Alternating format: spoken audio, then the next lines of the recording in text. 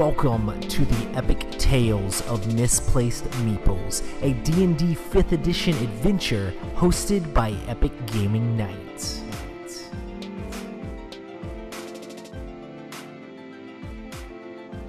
Welcome to the epic tales of Misplaced Meeples. I'm your host, Roy Canday, and we have tons of amazing heroes back with us again today. We're going to be picking up our story where we left off. We'll do a little bit of recap with that, but we'll go back around and everyone can introduce themselves again, just to make sure audio's doing great. So how about you, Adam? How's things going? Things are going super good. Is audio working? I feel like we had no audio for 3 minutes last time, so I'm nervous that it's not. We should be good, hopefully this time. All right, good. Someone in chat just like fully yell at me if there's no audio. Doing good. I've been traveling a bunch for work, so I'm super excited to be back and to get Blemo the Frostbitten into some trouble today. And perhaps there'll be a few tag team wrestling moves in the works. Nice. Yes. Turok, Rob. I am Robert Newman. I'm also the guy who will be soon taking off this ridiculous mask. I am Turok the Dragonborn, and I am extremely literal to the point where it's annoying to my other fellow adventurers, but still, I'm excited to be here. I'm excited to play. And I'm excited for us to get started so, again, I can take off this amazing face hugger of a mask. For all of our audio listeners, you got to check out the YouTube at some point and check out Rob's awesome Dragonborn mask he's got going on. I wouldn't say awesome when you look at Crystal right now. Exactly. Yeah, I would say amateurish. I think your mask is amazing. I love it. Yeah. It looks like Rob went out and skinned a lizard and then decided to smash it like onto its face. And it's just like, guys, I'm a dragon. And we're like, yes, well, it has horns, yes, so I guess that's what makes it dragonous. But, yeah. Oh, boy. Awesome. Crystal, tell everybody about your character a little bit, or just introduce yourself. I am Crystal Pisano, and I am playing E-Ray, who is a warlock tiefling. And I've decided to embrace my inner tiefling for this stream specifically, which is why my face is a little more red than usual, and why I am sporting horns, which you can't even really see in the stream fully. Now, let's see if I scooch down real far, though. Hold on. Nice. Is that better? I think they're showing up pretty good. I'll just, I mean, you can't see all of them because they're real tall. It almost looks like in the stream that like somebody's doing a squat on your head and they're bending over. So, there you go. That's, yeah, that's a thing that happened as I bought homes. I think it looks awesome. I love it. And then our Genasi sorcerer, Matt. What's going on? Hey, man. How you doing? Matt's in the house. Yeah, that's it. That's it. Awesome. Is audio working? Last time we left off our story, we were in the town of Deepwell, and we visited the Iron Ale Tavern, and we found out that several people in the city were missing with strange circumstances. And then there was a little girl named Isabel that was the cook's daughter who had been missing. She was put up on the wall. Turok was very upset because he thought his shoes should be a hero as well if she was considered a hero. Or it was the wall of heroes, and she was not a hero. Exactly. And E-Ray talked to Stella, and Stella asked you guys to go out and find out more information and gave you guys some healing potions. I don't know if we figured out who divvied those up and who those exactly went to. And then you guys ran around town, all sorts of crazy stuff happening, and ended up there was a coin that was dropped by some mysterious man in a purple robe, and Matt and Roy's character ended up picking it up, and Foley ended up with an interesting sign on his hand, and then we ran around and talked to an old lady and harassed her, and then got chased around by some guards, went back to the tavern, and then some strange creature snuck in, and we ended up fighting him off, and then that's kind of where we left. The creature had started to run off, trying to get away from us, but then we were still doing okay, I guess. And that's kind of where we are at this point, trying to figure out what the next step should be and trying to figure out where these missing people have gone. So basically the purple weird creature, like eyeball creature thing, had started to run off like down the alley. You guys, I think Turok had turned around and like slashed and killed off the little weird spirit wispy things that were summoned by that creature. And you guys are left there wondering what you guys should do next. That's definitely a thing that we're wondering right now. Mm-hmm. Gotcha. Can I get Blemo to do a perception check immediately? Belmo. Belmo?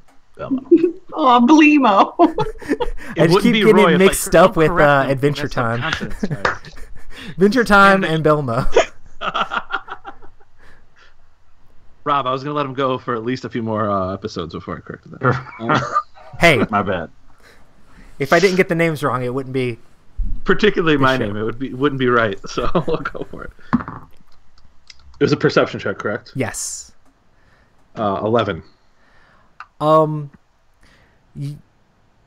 You start to hear some like large stomping coming from the other end. So the thing ran off this way, and you hear like it sounds like multiple people are coming your way. And you other guys start to sense that as well, that there's something coming around the corner. So this is like it ran off. Where am I facing as far as outside of the inn? So you're like outside the inn, and the thing ran off up towards sort of like the west, and it ran off like through an alleyway that way. And this like just happened. So like you guys just defeated the things, and this thing just started to run off. And then you're off to the east side of you guys. You hear like people marching, and maybe like you can see like flickering lights of like torches starting to come from like down the alleyway. Is it me, or were they prepared to come our way rather quickly? I think you left an impression on those guards earlier. We might need to move. It's just in case, the same two guys around the corner, we get arrested. Do I have any idea how many people are coming around the corner, Roy? Well, if we wait a couple seconds, you'll probably be able to find them real quick. I say that we head the direction of the thing we could not kill. The purple robe thing. So as you guys are discussing this, you see them round the corner, and it's probably like 10 or so guards. And the one in front yells, "That's them! They keep causing a ruckus in this town. Let's get them!" And they start heading As soon as ways. they do that, I immediately grit my teeth, put both hands back on my battle axes, and I'm just like, because I'm still stoked from the fight we just had 7 seconds ago. Mm-hmm. And so I'm just like, I don't care. All I need to do is somebody to wink at me the wrong way, and it's on. Folly's like, oh man, that's a lot of guys. I can probably outrun them. Do we run or do we fight? We run, maybe, because that's a lot of guys for level 1 people to handle. Yes. Malakwa? I'm always game for running. Run? Yeah. Somebody pick up Foley. He's not going to be able to run as fast as the rest of us. Whatever. I got just as much dexterity as anybody else. Okay. Well, Can one of you put down a smoke screen or something so they don't follow us? I say I might be able to do something. Foley does. He's like, I have some illusion magic. Maybe I can try to divert them, but we need to try to get out of here as fast as we can. As quickly as possible, please. Cool. I might be able to help if he can't. So I'll just immediately start running the opposite direction of the guards. Yep. Belmo runs. He's right behind him. Malakwa goes. Belmo follows. I'm standing with Folly in them just to give them a little wall of protection, but I am ready to go almost to the point where my character is now starting to have gas because of all the anticipation. Oh no! Yeah. Cool. So Folly's like go in and like everybody's moving right now, and then let's see, he's gonna try to create an illusion because that's what us forest gnomes are known for. So I got a 1. No. I'm really depressed about that. Solid purple tonight. How did that happen? Yeah. Wow. So it's like, I mean, normally I'm good at this. Like, you see these, like, stick figure characters run off, and I'm like, I don't know that that's going to trick them. Ire. So I can use thaumaturgy, and I don't even have to roll for it. So I can manifest a minor wonder or a sign of a supernatural power within range. So I want to, let's see, you can do flames, tremors in the ground, or an instantaneous sound that originates from a point of my range. Okay, so like from behind the guards, like I want to like make a really loud like booming noise from behind them. It's like the sound of a dumpster like falling a little bit short off one of those fork trucks. Like just something like it sounds like boom, kind of like almost like a minor explosion behind them. Gotcha. So they're going to. I mean, they kind of stop for a second and turn around and are trying to figure out what's going on. Now we're going. Go. As soon as that happens, I grab Foley, throw him on my back, and we take off behind Belmo and Malakwa. Gotcha. We're running. Cool. Are you guys going to head towards like the same way that this thing ran? Or are you guys trying to figure out where it went, or are you just trying to get away from the guards? Oh, that was. I heard you were both talking. I didn't follow any of it.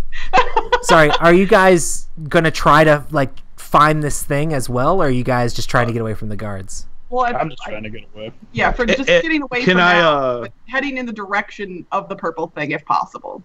Gotcha. Yeah, I would say that we ran in that direction, but I'm wondering, as we're running, is there any way I can pick up on if he's left a trail? Gotcha. Yeah, definitely. Roll to see that.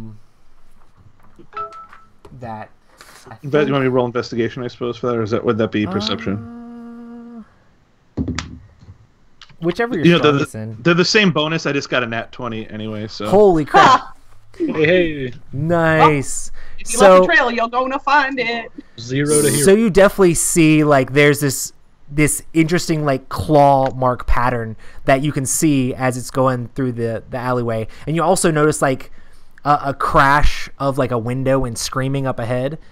And as we continue to run that direction, you see like there's a window that it busted through like one side of a building, like where a family was like sleeping or whatever for the night, and like busted out the other side. Like it's just going through, tearing stuff. I'm near Belmo at this time. Yeah, we're all running together, like trying to head that way. And I guess Belmo is kind of like leading the way as we're doing this, like kind of like, oh, here's the tracks. This is the things here. And it seems like Belmo's like really like on his A game for this. You're just like, man, he's like tracking this guy really good, because he's done like some turns down alleys, but it seems like he's definitely going westward as he does this. And you guys come to like the closed gate, and as you get there, you can see the thing like actually like crawling over the top of the gate. And it seems like strangely like there aren't guards at the gate right now. Maybe they're all off doing something else. I don't know. So all right, so I look at Belmo and I grab the back of his shirt and I'm like, "Are you ready?" As ready as I'll ever be. I start to spin. Granite Folly's still on my back, and I'm gonna throw Belmo at top of the gate at that thing to try to knock it off with Belmo landing on top of it. Okay. 1, 2, 3. Roll a d20 and see. Do a strength check. Please be good. What's the modifier? Whatever your strength modifier would be. It should be good for you. And as he's in the air, I'm like, I'm sorry. Oh, no. I got a 7. Oh, Oh, With your fire? With the modifier, yes. that's with the Oh, holy crap! You rolled real bad. So Luma didn't quite make it to the top of the thing, but Rob is a 17 strength. yeah, at least you didn't like roll and throw him higher. You didn't quite throw him as high as you needed. So at least he didn't have some weird fall and like hit on the top of the door or anything like that. But he ended up hitting the side of the door, and Limo, you're gonna end up taking 1 whole point of damage from this. yes. Oh, You're man, gonna be Blemo forever now. that's rough. But yeah, hey, it's all good. So yeah, this thing scurries over the top of the gate. And you see, Malakwa, let me get you to do a perception check. Sure.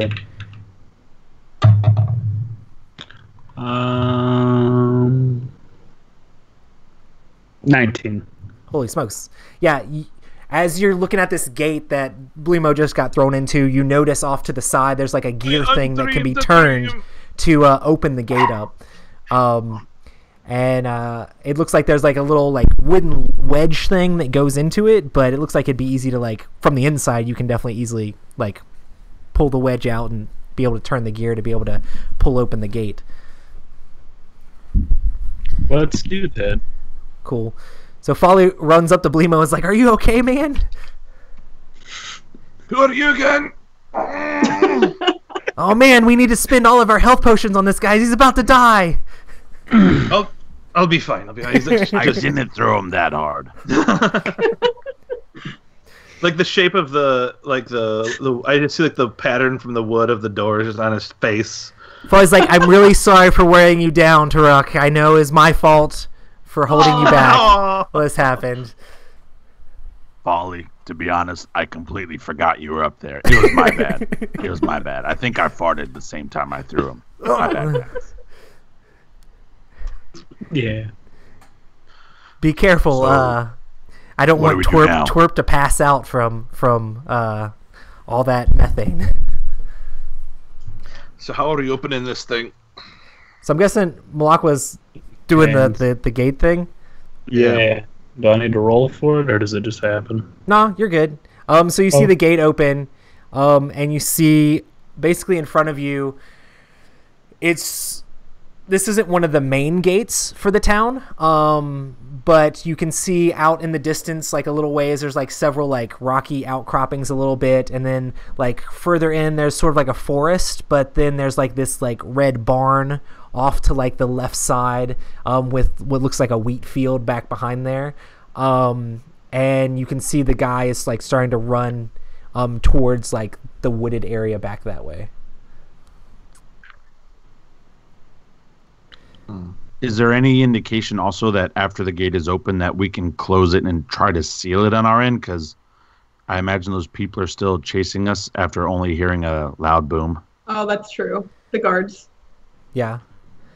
You could try to. Yeah, I mean, you could at least pull the door shut behind you as you're going out. It seems like it's made to not necessarily be able to be pushed open, but you could probably pull it shut, you know. All right, I shut it. Boom. Nice. Boom. It's shut. How far away is the purple people eater? I'd say he's probably about, I mean, he's not that far. He's probably 40, 50 feet away. So you could probably, I look down at Velmo and I'm like, probably engage him again 2. if you wanted to. I'm gonna I get it. Never mind. Save it. I'm gonna knock an arrow and see if I can hit him running. Awesome. Cool.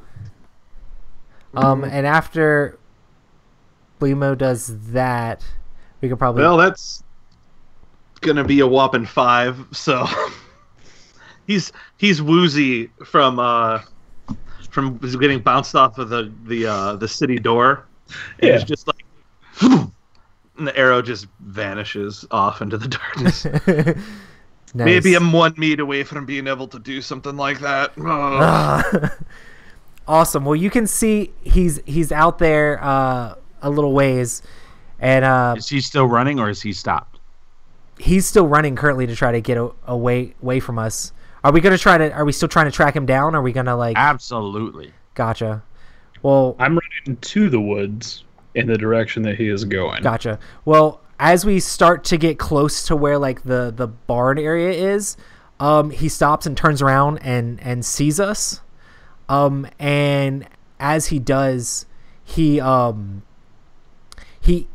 looks at us and he basically puts his arm out again in that weird fashion he did when he summoned the things before. And he tries to start summoning these things, and As soon as I see him do that, I jump as high as I can while still sprinting. Because again, I want to be able to jump over these if I get a chance. Gotcha. Well, we're still a little bit behind him. We're gonna have to go into initiative to be able to figure out the order that everybody's gonna do everything in. But he puts out his arms, and you see these like green, weird looking, like almost like spirit things go into the ground. And as that happens, you see these weird like mushroom things start to form out of the ground and grow into the air. Thank you, Instagram. What it kind of looks Instagram. like. Say what? Yeah. And these weird like mushroom creatures start to like come up out of the ground, and it looks like he's standing there with those guys as ready to engage us. So I guess we all need to roll for initiative. 17. Let's see if 15. I can bring this back up. Do we add anything to our initiative? Just the proficiency bonus? You have an initiative bonus. Which should be your dex modifier. Yeah. Yep. Okay. Oh, 13. Probably, I'm pretty sure is pretty low. He got. Actually, 9's not that bad. Okay. What did everyone get? Whoever thinks they got 13. really high, let me know. 17. 17's pretty good. 17's pretty solid. Yeah. So anybody better than 15. 17? 15 for Belmo. I have a 21. Whoa! Sorry, Why I didn't you realize speak my up? mic was muted. Oh. I was like, oh. E-Ray must have rolled bad because she's over No. there like, bye guys. Bye. No, Okay. Crystal had my mic muted from when I was typing. Also, shout out to my mom who's watching the stream right now. Oh, Nice. Crystal's mom. Yeah. Look at that. The woman whose genetics were so good, her daughter looked very nice in horns and in red face paint. Hi, Crystal's mom. Awesome. out to What about Wanda. you, Turok? Taruk, please. Taruk. It's Taruk. Yes. Taruk had, you had 13, I think, didn't you? Oh, 13? Yeah. Right? Solid.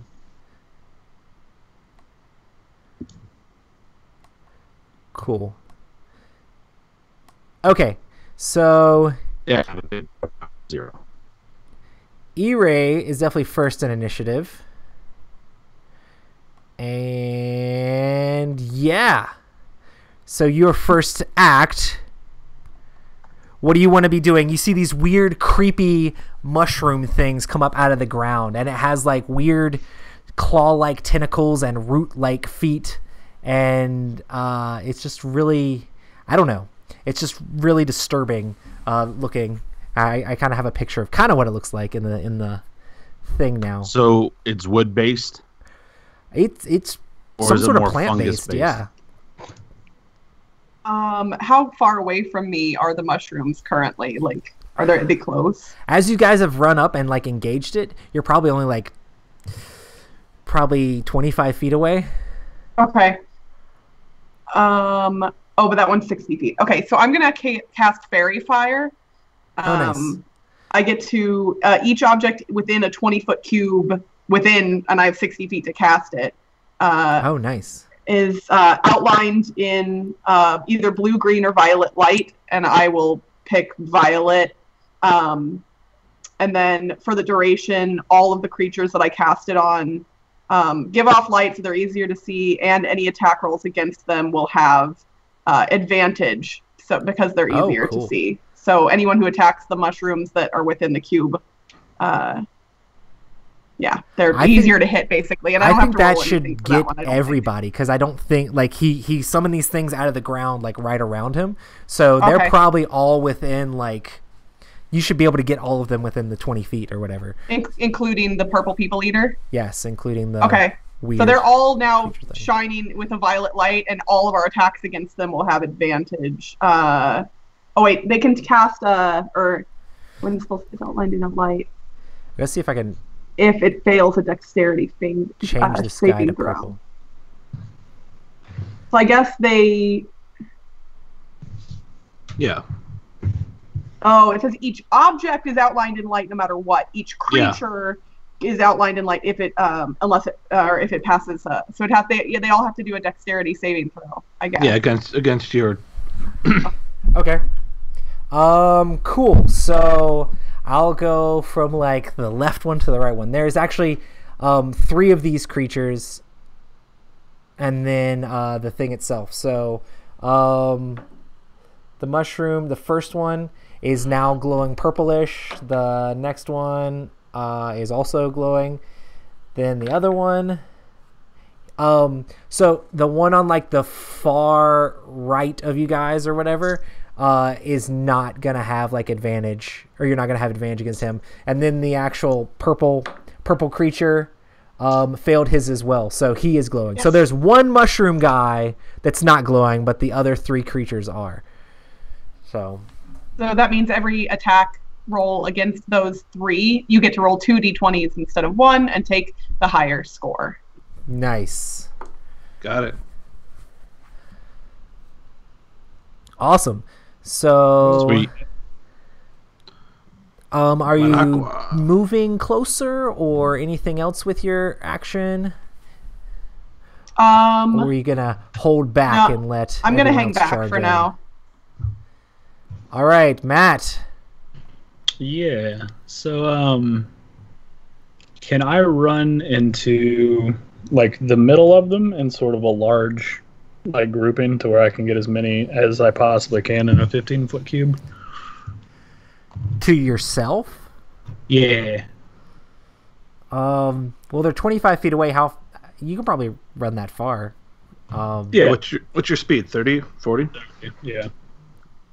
Okay, so I'll walk into the middle of them and try to get as many of them as I can in a 15-foot cube and cast Thunderwave. Oh, nice. Yeah, you should definitely be able to within 15 feet? Yeah, they should all be within 15 feet. So okay. They all have to make a Constitution saving throw. Constitution saving throw. Okay. Yeah.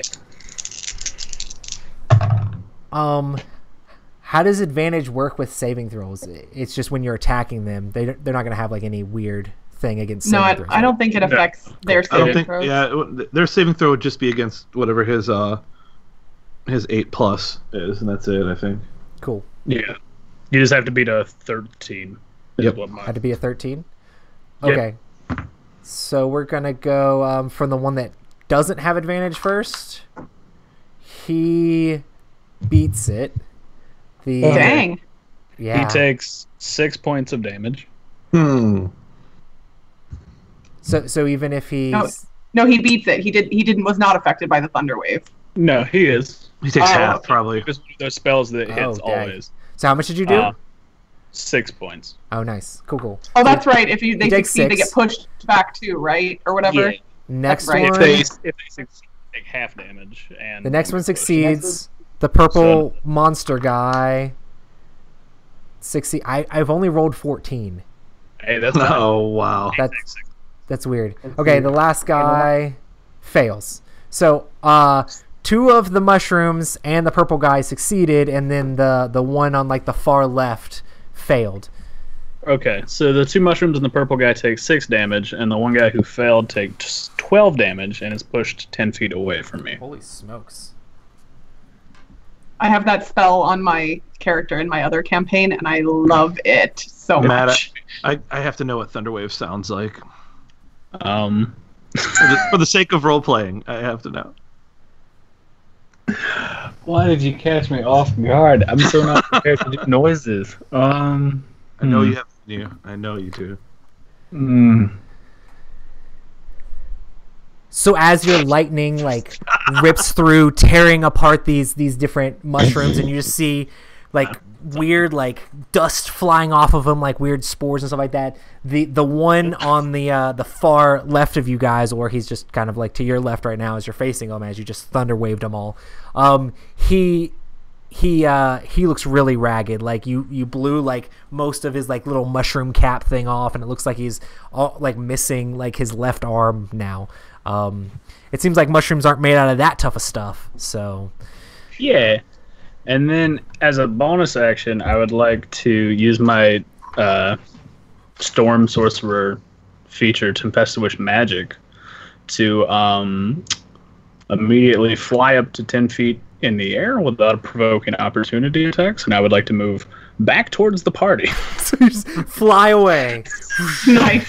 Yep. On a gust of wind, the genie disappears. Nice. Yeah. Awesome. Any waves like this? Belmo. Maybe that's Slowly right. floats down like Mary Poppins. Oh man. So Mary Poppins, y'all. you said we're about 25 feet away. Yes. Belmo is now feeling ready to knock that arrow and take one more shot at the purple people eater. Awesome. So. I love that when Rob has his head bent over, like you can see the mask kind of straight on, and so it's like, it's awesome. That's all. I also love how chat was asking me if it was 15 to hit, cabbage right? on Yeah, top of my- the chat on YouTube was like, why does Rob have cabbage on his head? Cabbages. They're also making fun of Foley, who is a gnome rouge. Ah, no, you did not do it, Roy. Dang it. What did I do? Oh, I didn't see that. Yeah, you transposed the G. Oh. He's. gotcha. I need to lend you some of my red makeup. You guys, Hey, there's you know, that's what I going to do. be a fantasy cabaret at the end of the show. Yes. Welcome and bienvenue. We're all part of the worst burlesque troupe this side of the mountain. So does 15 hit this guy? Which one are you trying to hit? Come on. Purple people eater. Oh. Yes. All right. So you hit him with that arrow. And I do 1 point of damage. Whoa. Just Hey man, every nail little him. thing counts. So as the arrow sticks into this guy, you see more of that like greenish whiff of smoke come out of him a little bit. So nice. Awesome. Turok. What's up? All right, man. So I'm gonna do what Taruk does, and I don't care about his little purple, his buddy mushrooms. I am both battle axes still in the hand. I was just running with them, and I am jumping straight for the purple people eater. And I'm really sick and tired of him doing that thing with his arm. So I'm targeting both of his arms, trying to cut them off. Okay. So these things are in between you and him again. Yeah, they can get a swipe again. I don't know if you know what's going on. I imagine myself in the air, just like crazy, like a bad gymnast with my feet touching the back of my head and with both of my axes. So however they want to hit at me, that's fine. But I'm going for the purple people eater. Okay. All right. So they're gonna swipe at you with these weird like claw like I don't know like mushroom things. My armor class is 19. Cool. They're all gonna go for you. Nick in the chat says he doesn't understand why we're fighting the mushrooms. They look like fun guys to him. So we got. Do I add anything to my armor class? No, I mean your armor class is 19. So. Okay. That's real good. It's super good, so don't worry. That's actually Yeah, it's really good. sort of So insane for level. only one of them hit you. I want to see that roll. He rolled a. Well, you can't see the roll because then you would know what his modifier is. But He got a 19 straight on. So Sweet. But this shouldn't be too bad. I hope. Maybe. I don't know. We'll see. I mean, it's a mushroom. So as you're running past this guy, he makes a swipe at you, and I guess he just gets right in there past the armor a little bit, where the other guy's just kind of like dinged off of you. And he does 4 damage. 4 fungi damage. 4 fungi damage. And that's rough. Sweet. I mean, that's actually kind of a lot of damage. That is kind of a lot of We're, damage. we're level 1, so. Half my health. Yeah. For sure. Yeah. I would be almost dead. All right, so now you get to fight purple guy with advantage. Yeah, I'm still fighting purple guy, and I have every intention of coming back and making some so you type get to of roll 2 d20s shiitake when you have dish. advantage. So now you roll 4. And what do I add for proficiency? No, You're you going to roll should have- twice, Rob. And Yeah, I know, but do I add any bonuses to it? Yes, your attack bonus is determined. It's on your character sheet, buddy, right there with your X's. You'll say attack bonus. Yeah, I don't know if I wrote that. So it should be your proficiency modifier, and I don't think anything else right now. Okay. Like that guy. I got a 19. Oh, yeah, you should. That definitely hits. That'll do it. Nice. So now you get to roll damage. Sweet. So do I roll for both of them at the same time? Or do I do one with advantage and the other one not with advantage? The second axe is without advantage for two-handed combat. Okay. So I get to roll a d8. Yeah, because it's 1d8 and it does slashing damage. Nice. I did 3. And do I add anything to that? Here. Cheers, Adam. Clink. You should have... Oh, wait. The damage, I think you just do the straight damage. So, yeah. 3. All right. And then for my other axe, a 6. Oh, dag. That's not hitting. Oh, you only rolled a 6. I thought you meant 6 damage. Yeah. No, 6 damage. Yeah. Oh, did you hit with the other one as well? What did you... Oh, do I need to roll the d20 for that one too? Yes. Yeah. Oh, yeah. 17. Okay, cool. Yeah, that definitely hits. So you did the 6. So you did 9 damage to him in total. On the arm that's shooting out the stuff. My goal is to cut off that arm. Gotcha.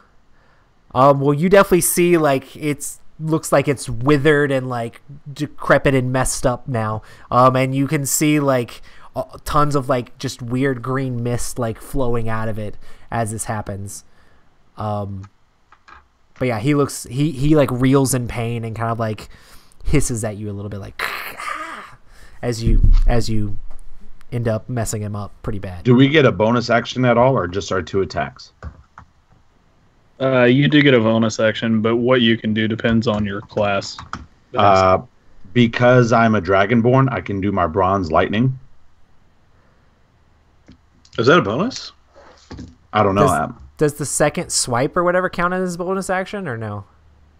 When you're it two-handed. actually might, since he doesn't have the two-handed feat. Yeah, I think it might be. Right. That's actually a good question. This is what's fun about this is like we get to learn stuff. Yes. Yeah. I don't think your Dragon Breath is a bonus action now, unless it otherwise specifically states. Gotcha. Yeah, it'll usually say like as a bonus action you can blah blah blah blah blah. Yeah. Yeah, it just says your breath, weapon, and damage resistance are determined by the dragon type as shown in the table. Yeah, I think that'd be a primary action in combat. Okay. That's the way I play it with my my 4th graders. Nice. Oh, and after I do it once, I can't use it again until I complete a short or long rest. That's correct. Sounds about right. Yeah, I have one of my things that I can only do once in the same fashion. My if I summon the visage of my fae, that's a one-time thing. That sounds filthy. I mean, she's Titania, queen of the fairies, so I figure she's got to be distracting in some fashion. Nice. Yeah, your breath weapon is in action, and I will try to find the two-handed rules. Awesome. Cool. So now it's this thing's turn to go. It is not very happy that Rob just came in and you guys have been chasing him down. It was just trying to like kidnap a little gnome and things like that, and you guys just had to interrupt it. Like, I don't know what's going on. So... Oh, see, and we didn't actually know for sure that he was trying to kidnap Foley, but now we do. I mean, that's what everybody's assuming. So. Yeah, that's just what we think. Yes. Totally. Not actually what was going to happen. That's what he says to you. Hey guys, all I was trying to do. No, he doesn't say anything. He hisses at you, and his gigantic eyeball basically, like, as it's looking at you, you see this black orb like appear in front of it and like shoot out towards you right in front of it. And it's gonna make an attack against you, Rob. This thing's got to be super tough because we did like 26 points of damage last time. Mm-hmm. I just did 9 to it. There are 4 of us. It got a 19 on the die. So I swear you're just trying to kill me. I don't even. I'm not the one that ran into a bunch of things. No. And it's going to do its attack, and it only does 3 more damage to you. Do I get a chance to do like a saving jump out of the way or anything? No, that's what your armor class is Okay. for. Cool. So, yeah, that was its turn. And now, great, all the NPCs are going now. So, Do we have any healers in our party at all? Say what? Like, does anybody in our party have healing spells? I do. I would say Yeah, Rob's got some. is looking pretty bad at this point with everything going on. Yeah, I only have 4 health left. Foley's gonna bring up his crossbow and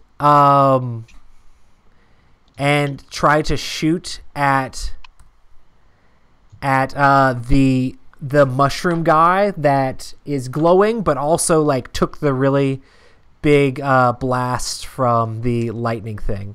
So he's gonna shoot a crossbow into that guy. And he has advantage. Note, Roy, my HP is 4, not 3. There you go. Sweet. I fixed it. Sorry. Yeah. So yeah, he hit. And what is my crossbow? Sorry. It's a D6. That's not bad. And I'll do 4 more damage to the guy on the far left that was glowing, and he falls down dead. So now there's only 2 mushroom guys left, and the purple guy looks in pretty bad shape. But yeah. So now the mushrooms are gonna go. Ooh, Rob. So these guys one of these guys is gonna like rear back, and you see all these weird spore things come out of it. And you're going to have to try to do a Constitution saving throw as these spores are like landing on you, Rob. Damn. All right. Constitution. Sweet. I don't know if I have any bonus. Oh, yeah, I do. Okay, sweet. Oh, dude, I'm totally fine. I rolled a 10. Cool. What's your modifier? Oh, no. I didn't roll a D20.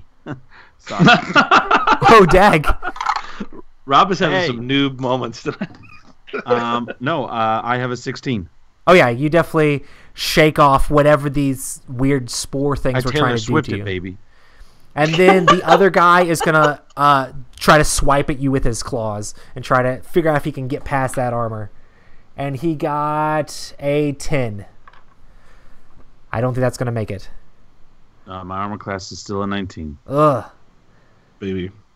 You say, Ugh. And then it is back to E-Ray.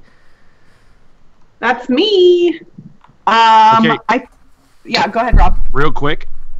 I know E-Ray, I don't know if, I think it was actually Malakwa told Belmo not to kill it, but I'm just letting you guys know, my character still doesn't know that. And at this point, my whole vision for this thing is death.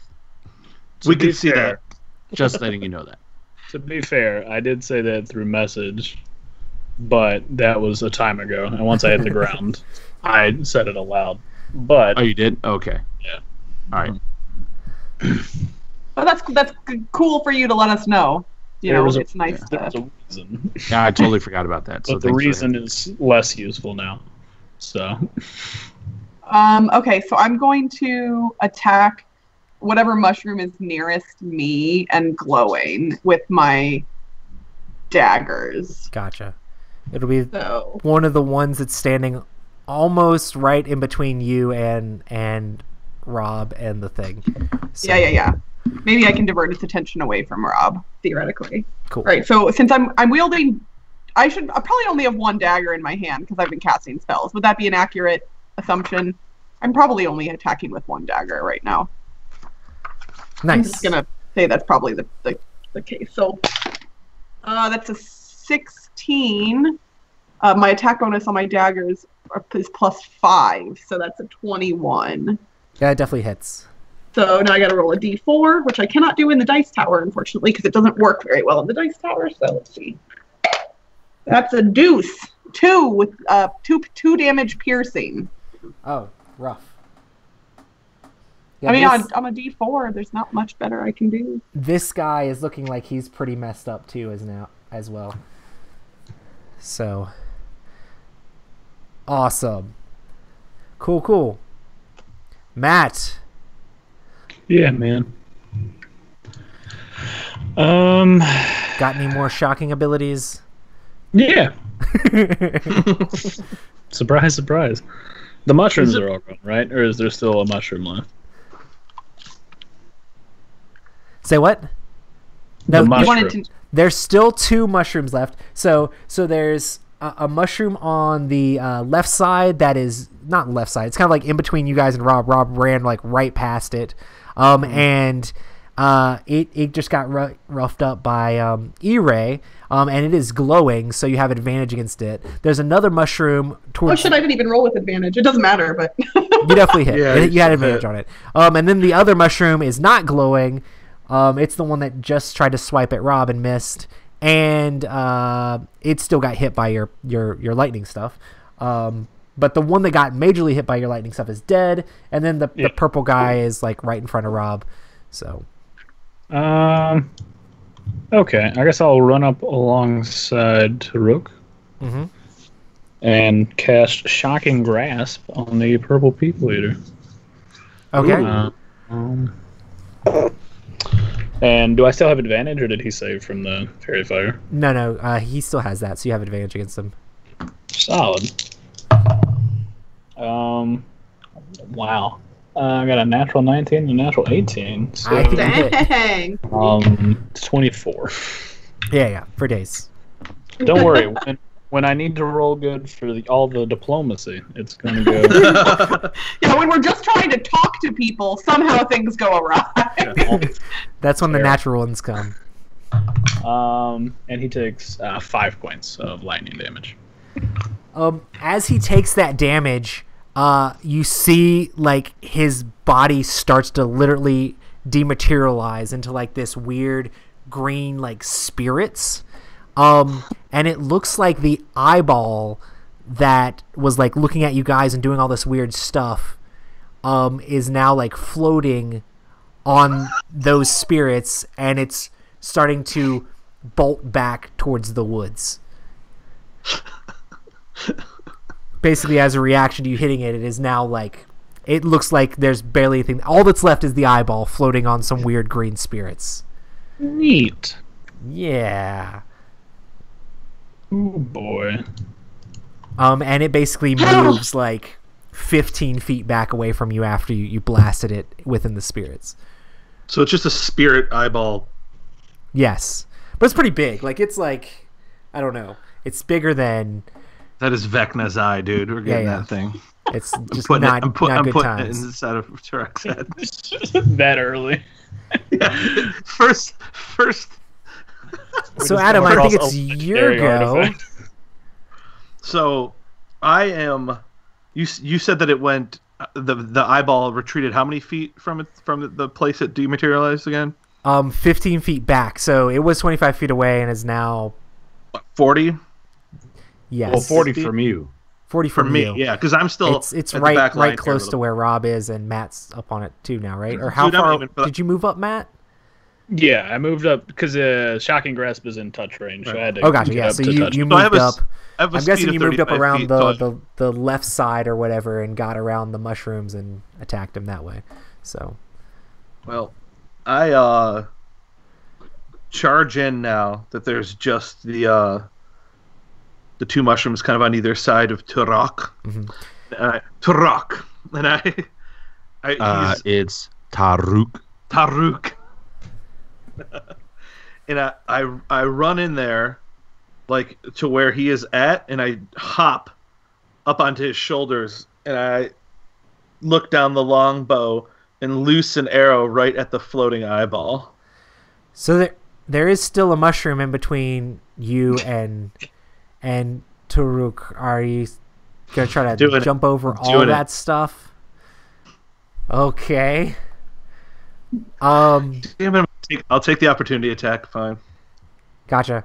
I guess are you gonna roll for a jump too as well, or? I'll roll for the jump. I have high dex. I can do it. Cool. What do you want? Roll for your jump, and we'll see, because this guy's slightly distracted. He's kind of messed up with E-Ray smashing him and then also getting thundered and all this different stuff. So he's pretty rough. Lightning and the thunder. My jump was a 17 plus 3, so that's 20. Cool. So you go so fast, and there's just so much going on because Matt's right on the other side of him, and everybody else is there. He doesn't end up doing an opportunity attack against you as you go by. So I land swiftly right on the shoulders of Toruk. I'm never going to do it right. And roll for attack. That is 12 plus 5, 17. Okay. Does that hit That the eyeball? should hit. All right, here we go, guys. Funny thing 3. is, though, my actual character's name is Torin, not Taruk. But Dragonborn go by clan first, and my clan was a Taruk clan. So, but it's fine. You know, history and stuff. That's why we can just call you T and it works either way. Just call me T. Backstory. How much damage did you roll, Blimo? 3. Belmo? Sorry, goodness. I don't know why I want to call him that. It's the cutest name ever. So every time you say it, I just die because it's like Primo. Well, I mean, That's what I expect see from when I think of unknown his character. Bruges. I'm sorry. No. Every How much did you get? Has been mispronounced, and it's great. What was it, Adam? It was 3. 3? Awesome. You definitely hit it, and like it goes spinning a little bit, but it seems like the souls and things around it are helping protect the eyeball as it's trying to float away. And it actually moves even further. Like, it seems to be going really fast. I feel like this thing is going to get away from us no matter what we do. Just a hunch. I'm going to kill it. I like your style. Go get it. Okay, T, Rob. I mean, we can't talk to an eye. Like, it's beyond the. Well, let me ask you this: what's beside me now? Like, there is literally how many of those crazy 19 mushroom rolling thing mushrooms that's are right beside behind you, and then there's on your right hand side. There's another one right behind you, but then Matt's off to your left hand side, and then Crystal's on the other side of the mushroom. Matt is missing. Yeah. Right at the moment. Skype's done that thing where it removes itself from my computer entirely. I'm still on the call, but I can't find it at all, and it has decided to launch me. Same thing before. Like, literally, Skype will shut down entirely, and people will still be able to hear me talking. Like, I've had that same issue, and I have no idea how to fix it usually. Hey, look, it's you. Cool. Uh-oh, we're in different spots. I fixed it. That's all right. Kind All right, so there's one behind me, and then there's one to my right. Yeah, there. Yes. Is the one behind? Which one of those has the most health? Say what? Oh, I see the if one any of the mushroom behind things- you, to your right has the most health. So the one that, I mean, they're both behind you because you ran past them, but it's basically to your right-hand side behind you. And then there's one that's directly behind you has less health, and it's also glowing purple. All right. I want to so bad try to kill that eye thing, but I just remember Malakwa like telling us don't do it. And so out of being pissed off of getting hit miraculously by all these mushroom things, I turn to the mushroom and I just give a resounding roar, and I'm going to do my dragon breath weapon for my main action to the one to my right. Okay. Gotcha. That's cool. I was like, hopefully you don't do it directly back because that might also hit Crystal. No, I'm doing to the one to the right. Well, if it doesn't do enough, I'll do my second action with an axe. Now, the DC for this saving throw is 8 plus my Constitution and my proficiency bonus. Oh, dang. Correct. So what does it need? Well, my Constitution is only a +1, and my proficiency bonus is a 2. So 8 plus 3, so an 11. Okay. It's going to That'll go. only cut the damage in half. It Yeah, fails. it's going to hit you regardless. It fails with a 10. Awesome. All right, well, now you're about to take 2d6. Ugh. So let me... you took 6 lightning damage. Gotcha. It basically just evaporates this mushroom thing. All right, and then the one behind me, I'm going to do... the one behind me is the one glowing, right? Because the one that Yes, wasn't that's glowing the one you was have that was advantage on. actually- So, do I get advantage for trying to attack that one? Yes. Well... I got a 15. I'm trying to take pictures of stream, and it's not working out well. I rolled a 15. Nice. That definitely hits. Yeah, everybody's blinking and blurry every time I try and take a picture. I'm trying to I rolled a 7 on that guy. post on Twitter and stuff, you know, like try and give 7 us some, damage. Yeah. He is also dead. So now there are no mushroom people. They Yeah, tried. How do I make this not full screen anymore? Oh gosh. Are we out of initiative then, Roy, or is the eyeball still near enough for this to be a fight? So It took off. it is now the eyeballs turn. Basically, you see it just like disappear into the woods, and just as you're thinking like, "Oh man, now it's a floating eyeball. How are we going to track it?" You see, just a couple minutes later, as you guys are like trying to like figure out what to do after the fight, this green light just show like into the sky, deep into the woods.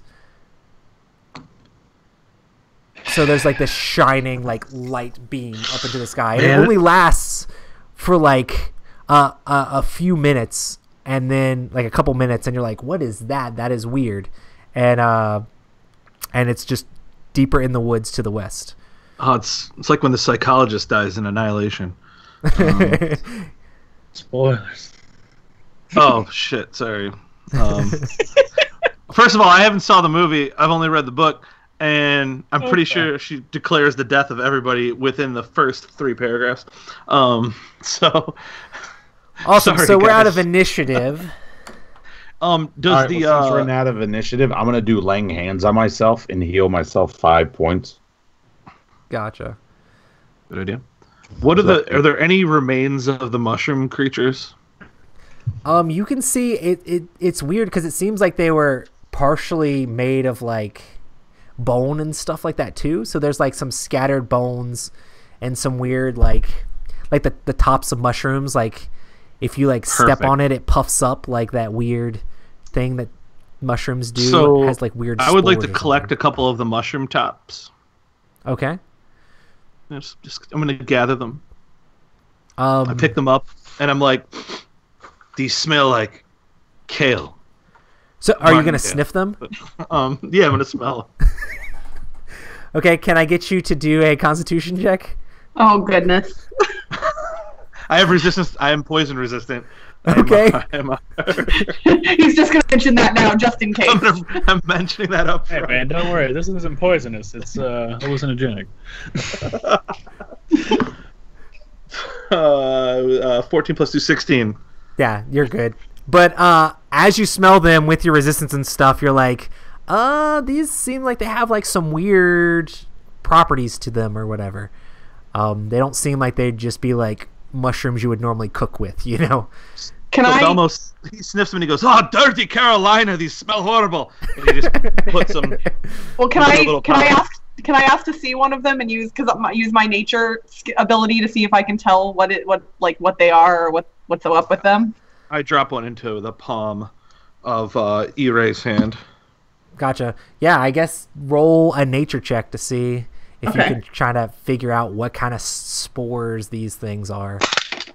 Oh, well, I rolled a 2, and even with my +3 and +5, that's still only a 10. Yeah, you're like, they seem like weird, gross mushrooms. Yep. Good job, me. I'm going to hand... So can we see the green cloud anymore? No, I mean, there was some sort of light that was emanating from out in the distance that you could see since it's still currently dark out. And we're in the woods, right? Or you're right on the edge of the woods. You guys are near like a barn and like a little like wheat field thing, but it was like... Can we make camp in this barn and rest and recover any spells and hit points or whatever right now? I think it is a bad idea, and the reason I think so is we don't have any evidence of anything that we've done. We literally just got chased out of town by the guards. Now there's a giant green light outside. They're going to come out and say that we're here with some mushroom tops. It's going to be really strange. They were smuggling mushrooms this whole time. They're just going to assume we got really high and we were out just faffing about. But what we really need to do is probably move into the woods a bit, and then I think we can camp. We just need to be away from scrying eyes. So I love it. I agree. Let's do it. I don't even know that we can go back into the town without some sort of corpse. I think we'll be able to go back in the town once we find some of these lost people. But until then, we should probably stay clear. Very true.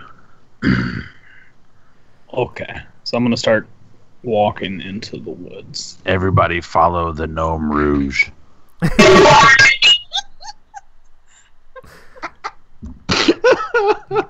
Thanks, guys. You will never live it down.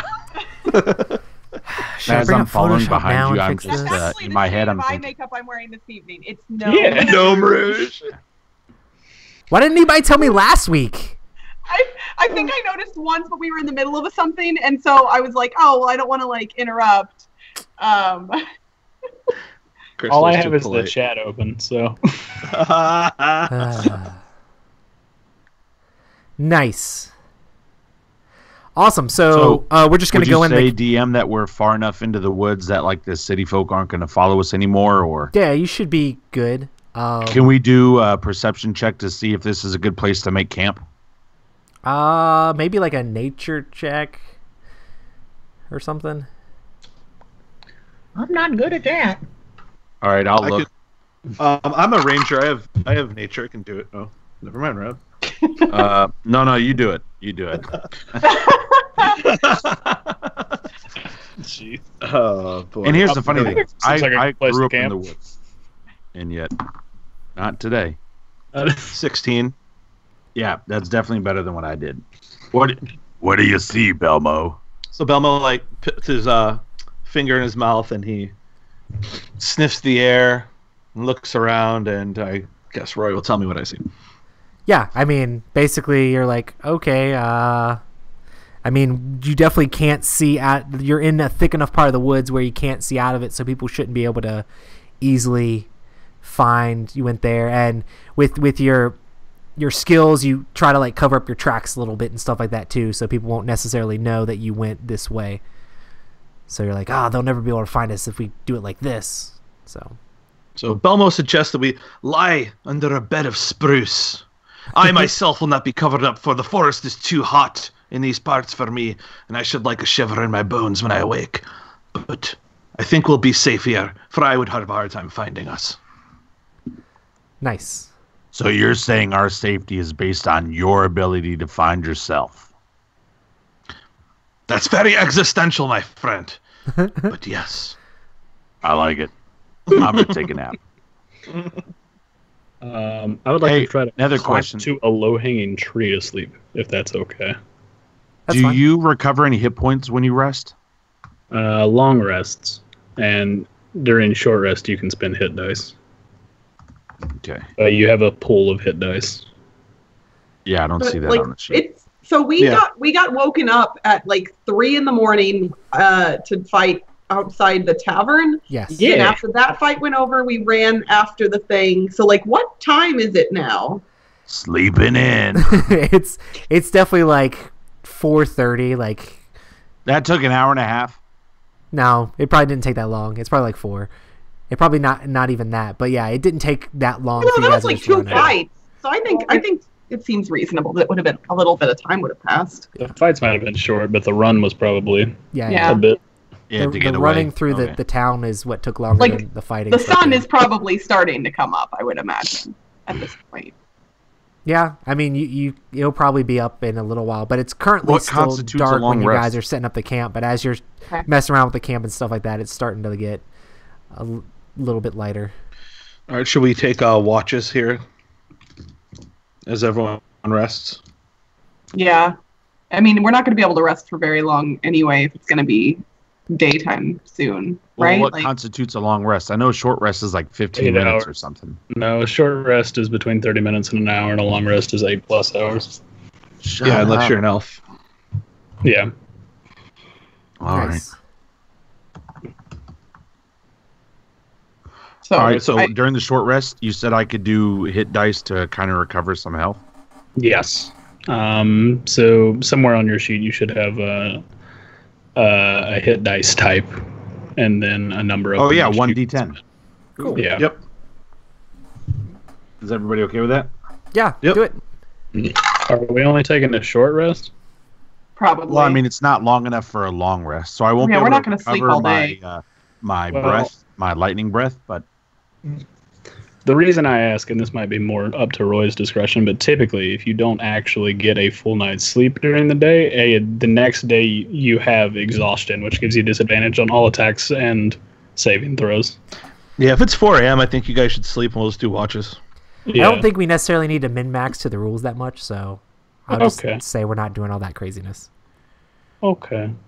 we will I mean, get the rest of our sleep then. unless Matt No, wants that's to be fine. exhausted and everybody just- else could be. No, you know what? Let's sleep till noon. Let's I'm just just- sleep till noon. We're good. I'm just trying to let it be known, just in case somebody on the internet's like, "Oh, my I love rules," Oh, and you're like, literally, I don't care. Like they can Right. do whatever. They want. No, Oh, man. we're good. So- all right, so we are doing a long rest? Yeah, let's do it. All right, cool, because then I'll get both of my spells back. I'll take the Somebody first just- watch. I'll take the last watch. I'll Oh, take hey, one real of the quick. ones in the Well, never middle. mind. It doesn't matter. Nothing's going to happen while we're sleeping, supposedly. Famous Dun last- dun dun. Because nothing's ever happened while you guys were sleeping before. Yeah. Yeah. Roy's like, "Yep, absolutely nothing's gonna happen." Rolls a d20. 2 trolls come Just out. in wood. case it does, I It's like rolled an 8. on Every my, single time you guys try to go to sleep, it's like, no, you guys get attacked. Hey, I'm fully Which healed I have again, just in exhaustion case you 3 wake days us from up, now. because I rolled an 8. So Foley, like as you guys are all getting ready, like he lays down and he's like looking at the little tube of cream and being like, man, this sucks. And then he's like sets up, like he gets a bunch of little sticks and puts them in like the shape of a little nest. And then Twerp like lands down beside it as he's like tucking in. So I was so waiting for you to be like, and then Foley poofs away into a puff Yeah. of smoke. no. He just won't be there in the morning. It's fine. We're just waiting. We're literally just waiting for Foley to disappear at this point because like we're all terrified that something that's going to happen now. We just Nice. wake up and there's a vivisected gnome corpse beside us. We're like, "Oh god, Ugh. what happened?" Wake up and he's just wasted away. Awesome. So you So- guys go through the night and nothing eventful happens. And the sun, shortly after you guys lay down, the sun comes up and you hear little squirrels jumping around the forest and things like that. But nothing too eventful happens. Love it. So everybody wakes up, and you guys can head on your way, whichever way you're trying to go. Cool. Well, good morning or good afternoon. Can I just... How's Foley looking? Oh, he's looking fine. Okay. He's looking better than T is. Actually, I should be fully healed right now. Oh, did you heal we everything just did up? a long rest, and Oh, so yeah. should like you like to call him Blemo, but we like to call him Belmo. Nice. So, right, we are healed. Yes. Yes. Yeah. So yeah, everybody should be fine again. And Hey, then, can anybody pick up any type of tracks or trace or anything of that eye that we ran into yesterday or this morning? I mean, do we have any food with us? Because I feel like we haven't eaten in a while. I'm probably going to be hungry. that can just happen like as you're camping and sleeping and all that stuff. Yeah. Okay. I also have 10 days let's of assume- rations. Yeah, Belmo can kill a few rabbits. He's a ranger. Okay, cool. He, Here you go, E-Ray. With folks' I just tools, need we to like can a bag make of He's set. Yeah. I have You my set a store trap pack. over the morning. Yeah, we got some snare traps. Did you just make them out of sticks while you were there, or you have pop-up traps in your pack? There's twine that I keep in my beard that I pull out and, and make a few rabbit traps with it. Delicious in the morning. I'm like, do you guys want your rabbit with some of these spores I found last night or not? Which way do you want to go with this? Mine sporeless, please, since it tried to kill me. Just I don't want to put it in my mouth. I'm actually genuinely curious if I can make that edible because I'm proficient with cook's utensils. Foley's gonna take a look at the mushrooms as well. He's like, I don't know what these things are. He's like, they definitely don't have these in the forest I'm from, thank goodness. You're literally eating the brains of a creature. Do mushrooms have brains? Or are I mean, mushrooms they- just a brain? I mean, They if were they're s- sentient and walking around and attacking us, they probably do. I think it might be a bit of a misnomer to call them sentient. They were summoned into existence by some sort of weird thing. They might just be thralls of some variety. Who knows? good Be point. like, "Hey, Well, I'm full now. Nice. right, so should we look for tracks? Should we try to go where the green light was? Should we just abandon the whole Absolutely. thing and walk? Can I use my ran- investigation skill to try and get a lead on the eyeball?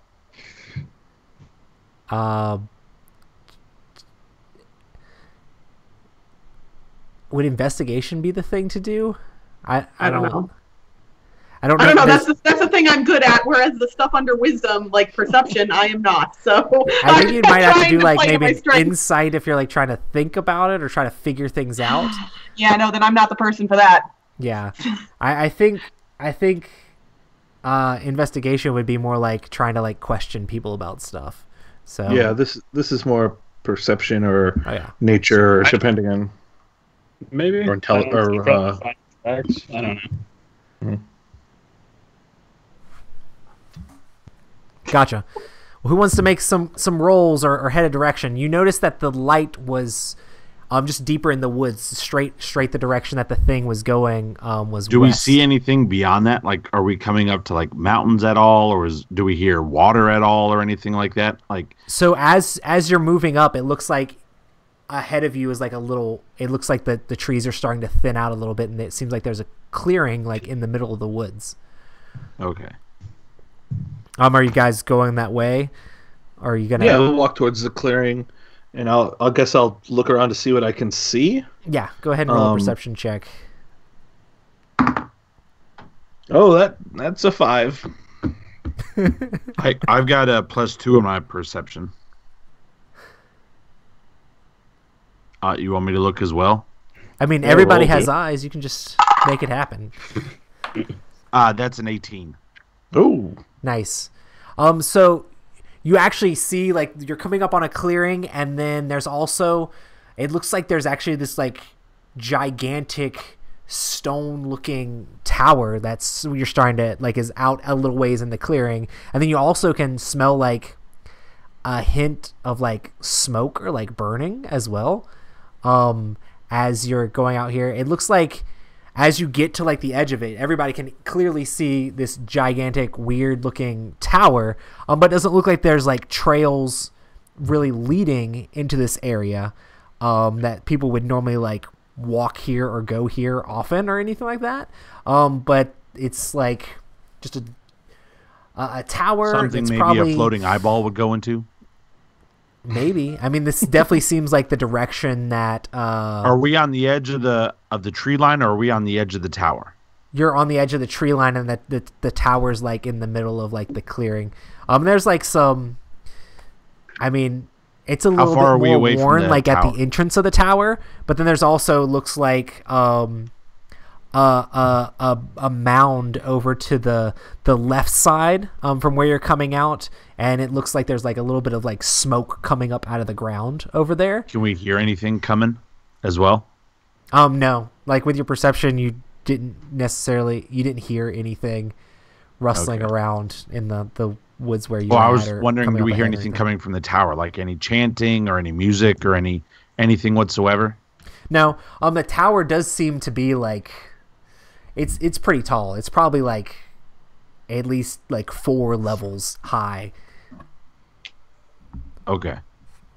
Yeah, so it's Is it stone or wood or? It's definitely stone. So it's like this Is gigantic the tower stone the only tower, thing in the and you're middle like, of this man, if we clearing? had gone up into the like canopy of the trees, we probably would have seen this a lot sooner. As you're coming up on it, but yeah, it's definitely a gigantic tower in the middle of the woods. Is there anything else in the clearing? Like, is there any type of cover that we could try to sneak up to the tower, or? Off to your right side, like near the edge of the woods, there's like a like outcropping of rocks and stuff like that, but it's not close enough to the tower to really like help you necessarily sneak up on it. Do we see any windows or anything like that from the tower?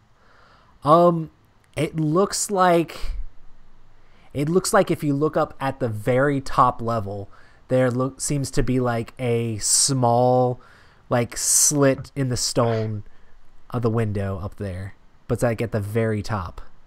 So like 40 feet. Yes. Hey, Belmo. Listen. Belmo just looks at him and then just head up and down.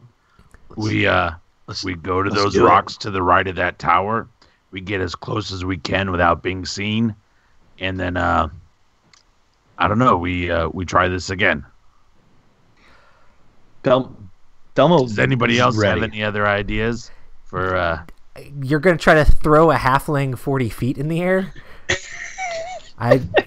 That's a bit of a stretch even for fantasy. No, I'm just kidding. I believe. I gosh. believe. Elbo's gonna die. Folly's like, well, maybe I could send Twerp up there to take a look and see if he can see anything. Oh, because bird is a real language. Okay, yeah. Gnomes can talk to animals. I mean, it's not going to be complicated, but maybe I can figure something out. All right, I guess that makes sense. I could do something, but I would rather send Twerp up first. Mostly because it would be my whole body, as opposed to Hey, it would be simply Twerp's whole body, too. Hey, I appreciate that, but not as much as I myself. All right, send Twerp. Do it. Twerp. Cool.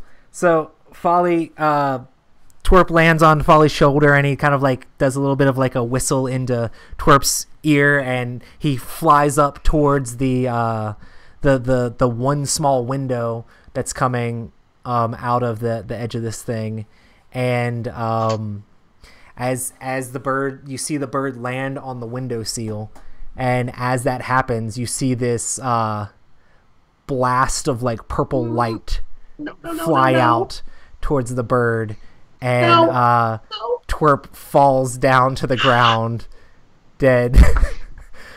and Folly falls to his knees, and like he actually runs over towards the edge of the tower where Twerp is, and like tries to see if the bird's okay. You killed the animal. All right, I'm running with you just in case something jumps out at you because you ran literally into the line of fire. Yeah. This is only our second session, and we've already killed an animal. Like, I can't. Oh no. So if Folly dies, it's sad. But that rabbit you ate for breakfast, no hard feelings. No. Friend. Okay. So yeah, Folly's holding Twerp, and it looks like a bunch of his feathers have fallen off and stuff like that, and he's like in bad shape. It looks like can I try to sneeze on Twerp to do that like electric, oh Jesus, a light shock? I'm taking my headphones. While Folly's holding this bird, and Folly's like sobbing and crying at this point. Yeah, I'm trying to like shock him back. No. I mean, you're afraid you might electrocute Folly as well, but we'll have Twerp back. Or I don't know. Bird hearts are pretty small. A roasted bird. We'll have something. We'll have some sparrow. I rethink about this, and I'm like, all right. Here's the Twerp. You know what? There are so many more birds. You're gonna be Twerp. Twerp. Yeah. If you really wanted to fix it, you could maybe lay on hands the bird. No. Electrocute, much better answer. Much better answer. No. Oh gosh. Well, you said he died, so don't. I'm just gonna say that I'm sorry, but literally as we were talking, a red sparrow flew over my head. You'll find another friend. Oh goodness gracious! I'm trying to console you. I can't. Oh, boy. We broke Like Crystal. I might have to take the horns off. I have to like. There are more. Hope Netters birds. doesn't listen to these. Oh no! Yeah, that would be bad. You will be fine. Oh. So Sorry, Folly Annette, if you hear this. carries Twerp back to like the edge of the forest, and All right, hey, but when you ran to the tower, did anything come out at us or anything like that? no. All right. Just All that right. bite. So listen, you ran back or to the edge. I did not. I'm going to do my divine sense check. Okay. And what my divine sense check does is something. All right. So my divine sense in an area within 60 feet of me. Right. So Yeah, that's like the tower. that's the tower because I'm now at I'm Yeah, if beside you're at the edge of the tower. tower, that's like the tower. I get to know the type of celestial, fiend, or undead of any being whose presence I sense, but I don't know its identity. And I can also detect the presence of any place or object that has been consecrated or desecrated, as with the Hallow spell. So it's a similar feature to the Hallow spell, but yeah. So you get to. I know the location of any celestial fiend, or undead within 60 feet of me that is not behind total cover. So I'm not going to do that since they're completely hidden in the tower. So never mind. I Did not know that was a thing. never mind. Never mind. So you can't. It can't be obscured by stuff. Well, it can't be in total cover. I just now read that part. I just got excited about the 60 feet. I didn't read the other parts. Oh yeah. That just seems like a weird spell ability. Hey, that undead over there. You see it? It's undead. Okay. Cool. 10 out Well, of like 10. if we're like at night and we're surrounded by bad guys, but we don't know where they are, I can now know where all of them are and what kind of creature it is. Makes Nice. sense. Okay. So, all right. Well, how about this? I look back at you guys, and I just kind of smile, and I'm like a hey, and I start to take a couple steps up into the tower. Holy crap! Well, Folly's burying Twerp. at the edge of the forest line. Hey, yo, Belmo. I'm gonna help Folly. Oh, the bird's dead. Let's go. We can't hear you. You're in the tower. No, I'm not in it. I was stepping up to it. Like, I'm getting ready to go into it. I'm looking back at the group to, like, come with me. Yeah, there's just like Unless a wooden the tower door on the front of this tower that you notice. What? There's a wooden door on the front of the tower, and you can see like basically what looks like just a human skull etched into the door. Can I put my ear to the door and see if I hear anything inside? Sure. Do a perception check. Okay, Folly's done burying the bird. He's Nat very 20, sad. baby. Nat 20. You do not hear anything inside Shut the up. door. With a natural 20, they can kill the bird, but I don't hear a thing.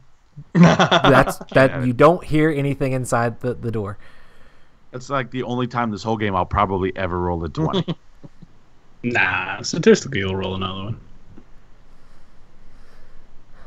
All right. Yeah. So I'm at the door. I'm just looking at you guys like, is he I'm buried? trying to help eulogize a bird here. I mean, I'd say before we enter the tower, that might be a good time to take a short break, theoretically. Not in the game, like out of the game, like to do a fun thing for the people in the chat. Oh yeah, Perhaps? good call. Anyone? Awesome. Yeah, so we're going to give away some dice for those people who are listening currently in chat. If you're in chat, make sure to let us know. I think I can check here and see who the participants are. But yeah, we have some Epic Gaming Night dice. But yeah, did everybody leave? Maybe everybody left. It says we have a bunch of watchers, but it doesn't say we have anybody. Well, that might be us. Some of us. Though. Win some like, stuff. I'm watching it, so I count as a watcher. Nice. Maybe all the bird dying, everybody just left. Great. Sweet. They couldn't handle the emotional trauma. Couldn't handle the hey, emotional look, trauma. Somebody's in chat. See, and here, look, I've got Blitz dice too, in case. Oh, I don't know if that. Brad's here. We have these awesome. I have. Favorite Game Friday dice and Epic Gaming Night dice, which are pretty cool. And then the Blitz dice should be awesome as well. Let me get this. And I have multiple colors, so whoever wins Blitz dice can pick a color. Yeah, which color they want. Nice. Yeah, like I've got those purple ones. I've got the blue and purple combo. I've got pink and purple combo. And then I also have blue ones, but I don't have a blue one with me at the moment. Awesome. Well, we're going to give away these dice to Brad. Hey, what's going on, Brad? Can you email epicgamingnight@gmail.com your information, and we will send the dice out your way. So Congratulations, Brad, and thank you for watching and participating in the chat. Hype. Yeah. Hype, hype. And roll some dice for some twerp while you're at it. In his honor. Awesome. And let us know if you want Epic Gaming Night dice or if you'd rather have Board Game Blitz dice, and we'll figure it out. And maybe we'll give away the other that you don't want. Yeah, you don't have to do Social Security number, mother's maiden name, or anything like that. Just where we can ship them to, and that would be great. And that's epicgamingnight@gmail.com. Awesome. Cool. So we are at the tower. Yeah. And Folly's sad about the bird, but now he turns from being sad to being angry, and says we must avenge Twerp, and is ready to head in there and take care of whatever is happening and whatever happened to his bird. He says, as soon as you said that, my oath of vengeance peaked up, and I'm pissed now. I'm with you. Let's do this. And Folly's ticked, and he starts stomping off towards the tower. All right, everybody else. I'm right behind. I'm right behind T. So I'm ready. I've got we got some like hardcore rock music going on right now in the background, and we're just like, yeah, like maybe some old school AC/DC or something. Just Belmo actually put his bow on his back and he has a spear out, and he's just kind of behind T like this, just I You got have a both axes out, and I'm spear ready out? to kick in this door. Spear Yeah, out sounds too close to Sparrow, and now I'm gonna be sad again. No, I'm just kidding. No, you're good.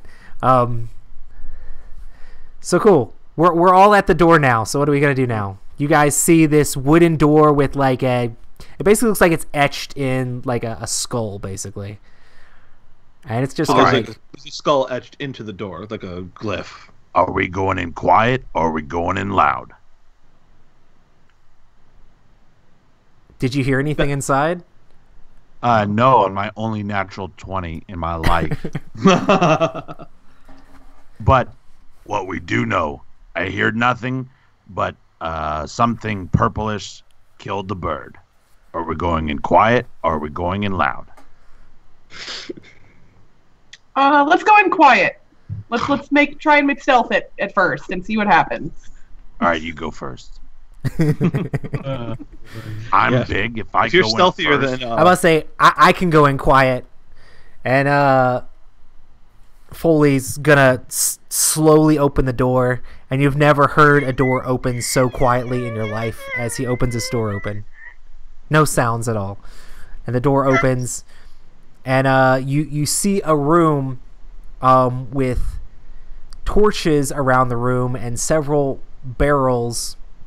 It has on the far end, it looks like there's almost like a board with things like tacked up onto it and like written on it. And then off to the right hand side, there is a staircase, and then over to the left hand side, there's like a shelf with like books and things on it. And then there's a like just like some random furniture around on the floor, like things you would sit on, with like all sitting on like a large carpet across the floor as well.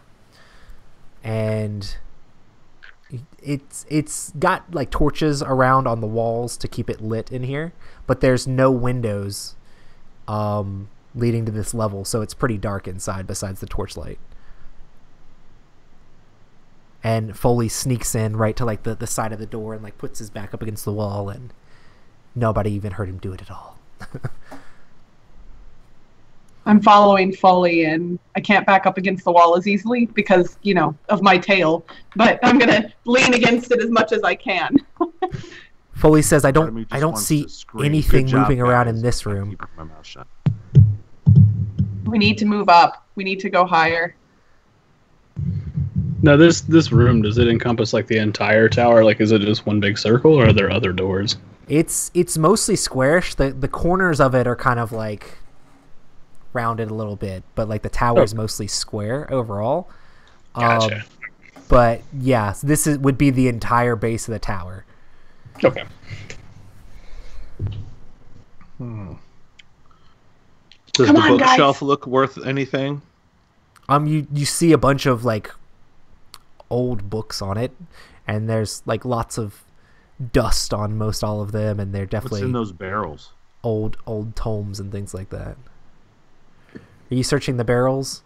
Yeah, what's in the barrels? When you open up the barrel, it looks like there's like dried meat and like fresh apples and just a bunch of different food goods in some of the different barrels. There's a barrel that just straight up has like drinking water in it. All right, I stack up on the food or whatnot, but I was hoping for something else. Cool. Yeah. So it looks like this All would right, be I'm still food that creeping, someone and would I'm eat. following Foley and E-Ray and Malakwa and Belmo. Cool. So we're all headed up the stairs on the right, correct? Yeah. All right, nothing else in that room. We're headed up the stairs, Cool. and then Cool.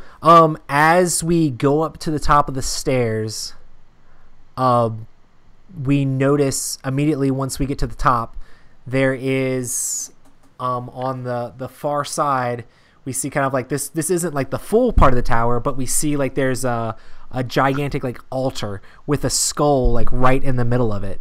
And as soon as we see it, like you start to feel sick, like Something's just not right about this room, and something about that altar looks, I don't know, just makes you feel not good. And you actually see like floating above the like, there's like a skull that's being held by two hands, and like floating above that there is like a big like two-handed axe, like literally like floating with this like purple glow around it. And I need everybody to make a Constitution saving throw.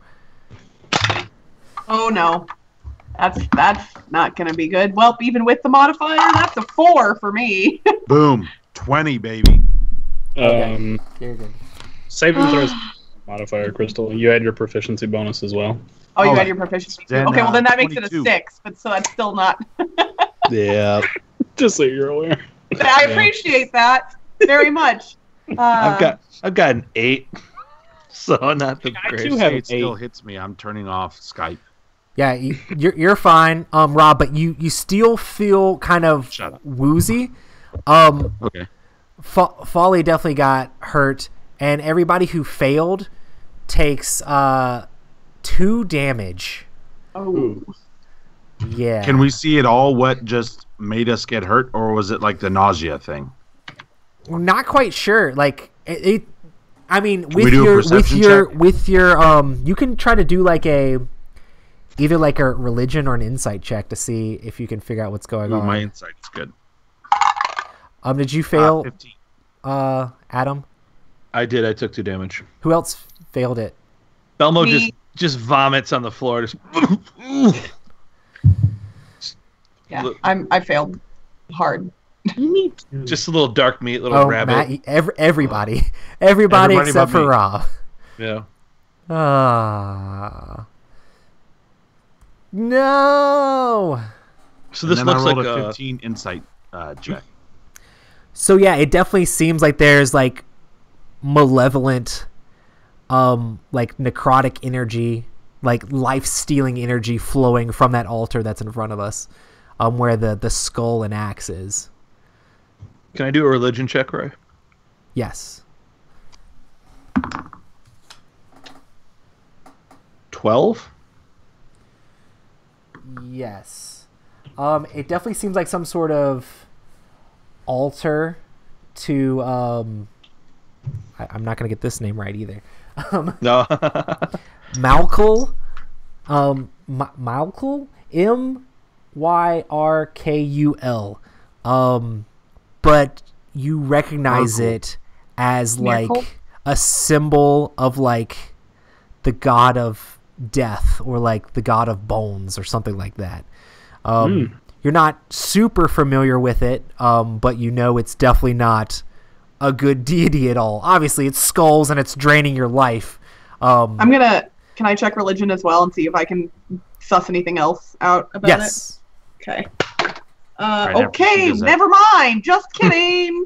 That's a 1. That's Are a you gonna crit do anything, fail. Malakwa? I'm like, yeah, everything he said. That's all that exists about it. Yep. Can I try an experiment? Sure. We're all still standing right at the stairway, by the way. Yeah. So one of those fresh apples that I got from before, I want to throw over the altar to see if like it'll rot, like to see if there's like anything, like if I were to go grab this axe, is it gonna hurt me? And so I want to throw the apple to see if it's gonna like dissipate or anything like that. Gotcha. Cool. I'm doing like cool. an Indiana Jones thing here. Throw I it. like it. All right, so I threw it.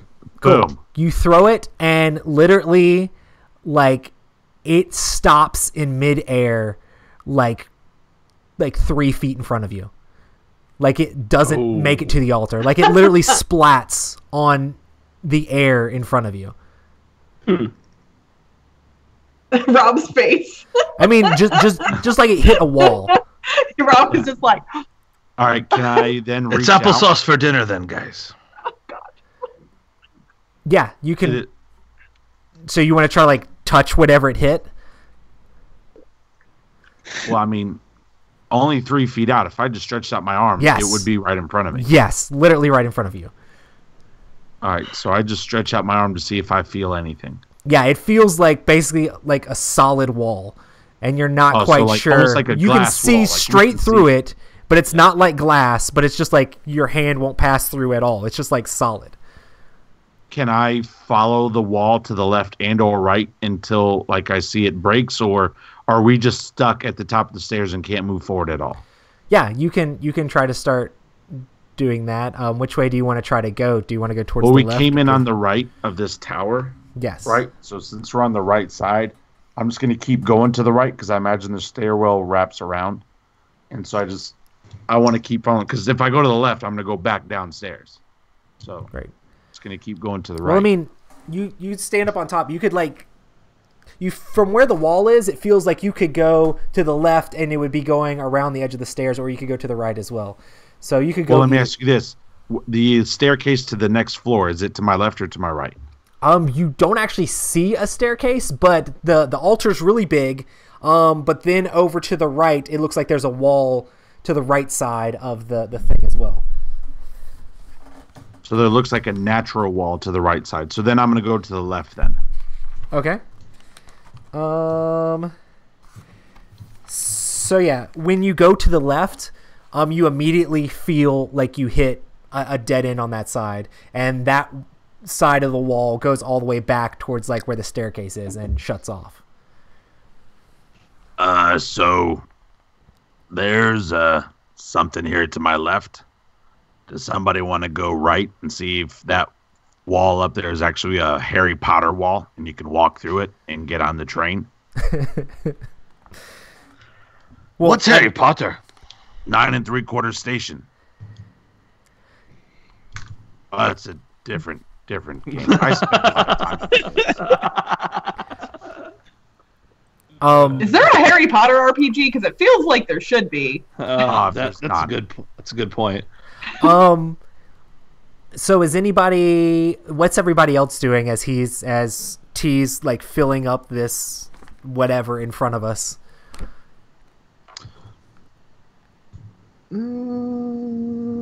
Not all at once, guys. Is there another set of like stairs that lead up further? We don't see that. I already asked. Yeah.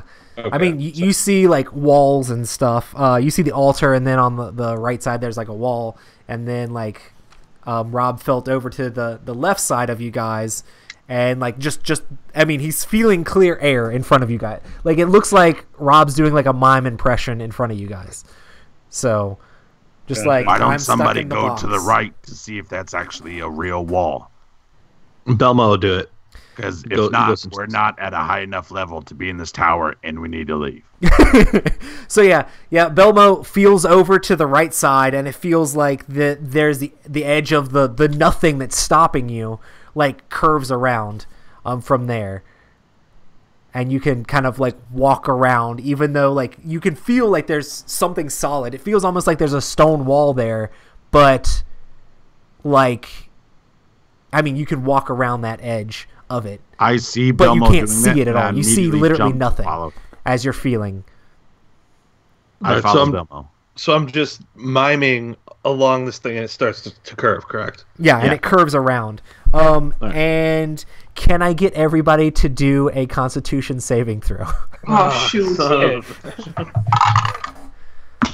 Oh, gosh, it's off Yeah. the table. Oh, I gotta roll a different die. Hold I on. got a 20 this time. Okay, that's an 18 plus 4, so I'm fine. Yeah, you're That's good. fine. 19, baby. Cool. I think everybody's good that time. Nope. What did you get? You got a 9. Yeah, 9's not gonna cut it. Oh, so you take 3 damage, Rob. Okay, everybody takes 2, and I took 3. Man. Because we've been there longer, so it's gonna get worse the longer we stay in here, probably. Yeah, I know. It's just it's all great. Just because Roy's the traitor, don't worry. That's exactly what it I'm is. sorry, guys. The mushroom gets you and takes half of your damage. Oh goodness. I just can't wait till we find a dragon that breathes on you and reduces your level. So now it's like we're kind of a little bit closer to where the altar is. It's like over to our left. Then there's a stairway, or not a stairway. There's a wall over to the right, but you see like a wall there. And then the altar is just right here with like the giant floating axe, and then the skull and with the hands on it and all that jazz. How close are we to the floating axe? Probably still like 10 feet. But I'm still feeling the wall as I'm moving, correct? Right. So the wall that you're feeling wraps around and goes like the solid part is back towards the stairs now. And as far as you know, like you can see straight to where the altar is. Oh. So like basically there was a wall here. You came up the stairs, there was a wall that went around. It cut off the left side, but then you wrapped around the right side. And then there's an actual stone wall you can see here, and then there's the altar, like I guess slightly to your left if you're just going around the corner. All right, so how close can I walk up to this altar then? Hey, why doesn't somebody do Arcana check or Magic check or anything like that? You totally could. I mean, yeah, you could do it. Well, I mean, we're talking about miming walls here. There's got to be some type of magic, and we already see this floating axe, like the sorcerer in Warlock and stuff. Are you guys proficient in that? Can you guys help out? I'm not proficient in any of the stuff you mentioned, but my intelligence, my modifier is a +3 regardless. Nice. So I could, I guess. I mean, it depends on what kind of a check would be most helpful. Well, if anything, just to try to figure out what this invisible wall is or something, right? It's got to be something magical. Right. Would that be investigation or just perception? be Arcana? Okay, well, I don't have a special one for that, but at least my +3 might help. Theoretically, 15 +3, so that's 18. Oh, yeah. You definitely feel like there's definitely some sort of magic spell put on here, and you feel like it definitely has to do with the altar that you can see and like the purple floating axe and stuff around it. You feel very strongly like if you were able to disrupt that, then the walls might go down. But you also feel like that is also like the reason the walls are up. Hey, T. Yeah. Run back downstairs and grab one of those barrels. Obviously, we can't throw anything that's like organic into that little barrier, but maybe something non-organic could be thrown at that axe to kind of, do something. Love the idea. Belmo, what are you doing? Because you said you were trying to feel towards where the axe and stuff was. Yeah, Belmo's just getting a little closer, if he can get a little closer. Yeah. As you get closer, you run into the wall again. Mm-hmm. What are you doing, Matt? I'll assist Belmo. Walk around. Try to left hand on one wall to go through the maze like you would a normal maze, I guess. Yeah, well, that's on a house into every mirror. If you're just holding on the left side from the beginning, it wraps around just all the way over, and it goes back towards like the wall that the stairs are on. But then it goes like you can feel the invisible wall go all the way to like the outside wall of the building from that side. So you're like feeling away, and it like if you walk along it, you're walking away from the altar. And you can kind of like continue, like you're just going to continue to walk with your hand on that side. You can walk around the left side of the room without running into any invisible walls till you're basically like standing like where the left hand wall is, and then the altar is like over, like directly over to your right, without running into any other walls once you've touched the wall. Yeah, I was just trying to do that until I hit like a gap or something that I could get like move closer to the altar. You can literally walk your hands over, and let me get you to do a perception check. Okay. That was almost bad. Perception 18. Oh, good. You actually see like there's like a small chest back behind with a lock on it back behind the altar, and then also you can see like light coming from like an above level on like once you get past the other side of the altar, like behind the wall that you saw there from the other side. Right at this time, I'm back. Yeah, you're definitely back. I'll try to move towards the chest. Cool. You could literally walk all the way to where the chest is, and you're literally behind the altar. But from this side, it's just like a giant like stone slab for the altar. You can't like see the skull and like the axe that's floating above it or anything from this side. So you're like behind the altar. Okay. So the axe is not floating above the altar; it's floating in front on Like one in side. front of The a altar has stone like a altar, back yeah. piece of stone that has like weird etchings and crap on it, but it's got like a skull with hands on it. Could he in have the walked middle of it. around to the front of it, or is that area all barred off? If you go around if you go straight, you hit the wall, but if you go around where Belmo went and then you go straight towards it again, you hit a wall again. Yeah, I'm blocked off right now, and Malakoi is just like around. But if you like go around like me backwards this. towards and around, like basically just touching the left-hand side like Matt did, you can get all the way back around to like behind it. Yeah, behind it. But I All want to right. get to that axe. I don't care about being behind it. All right, E-Ray, I got your barrel.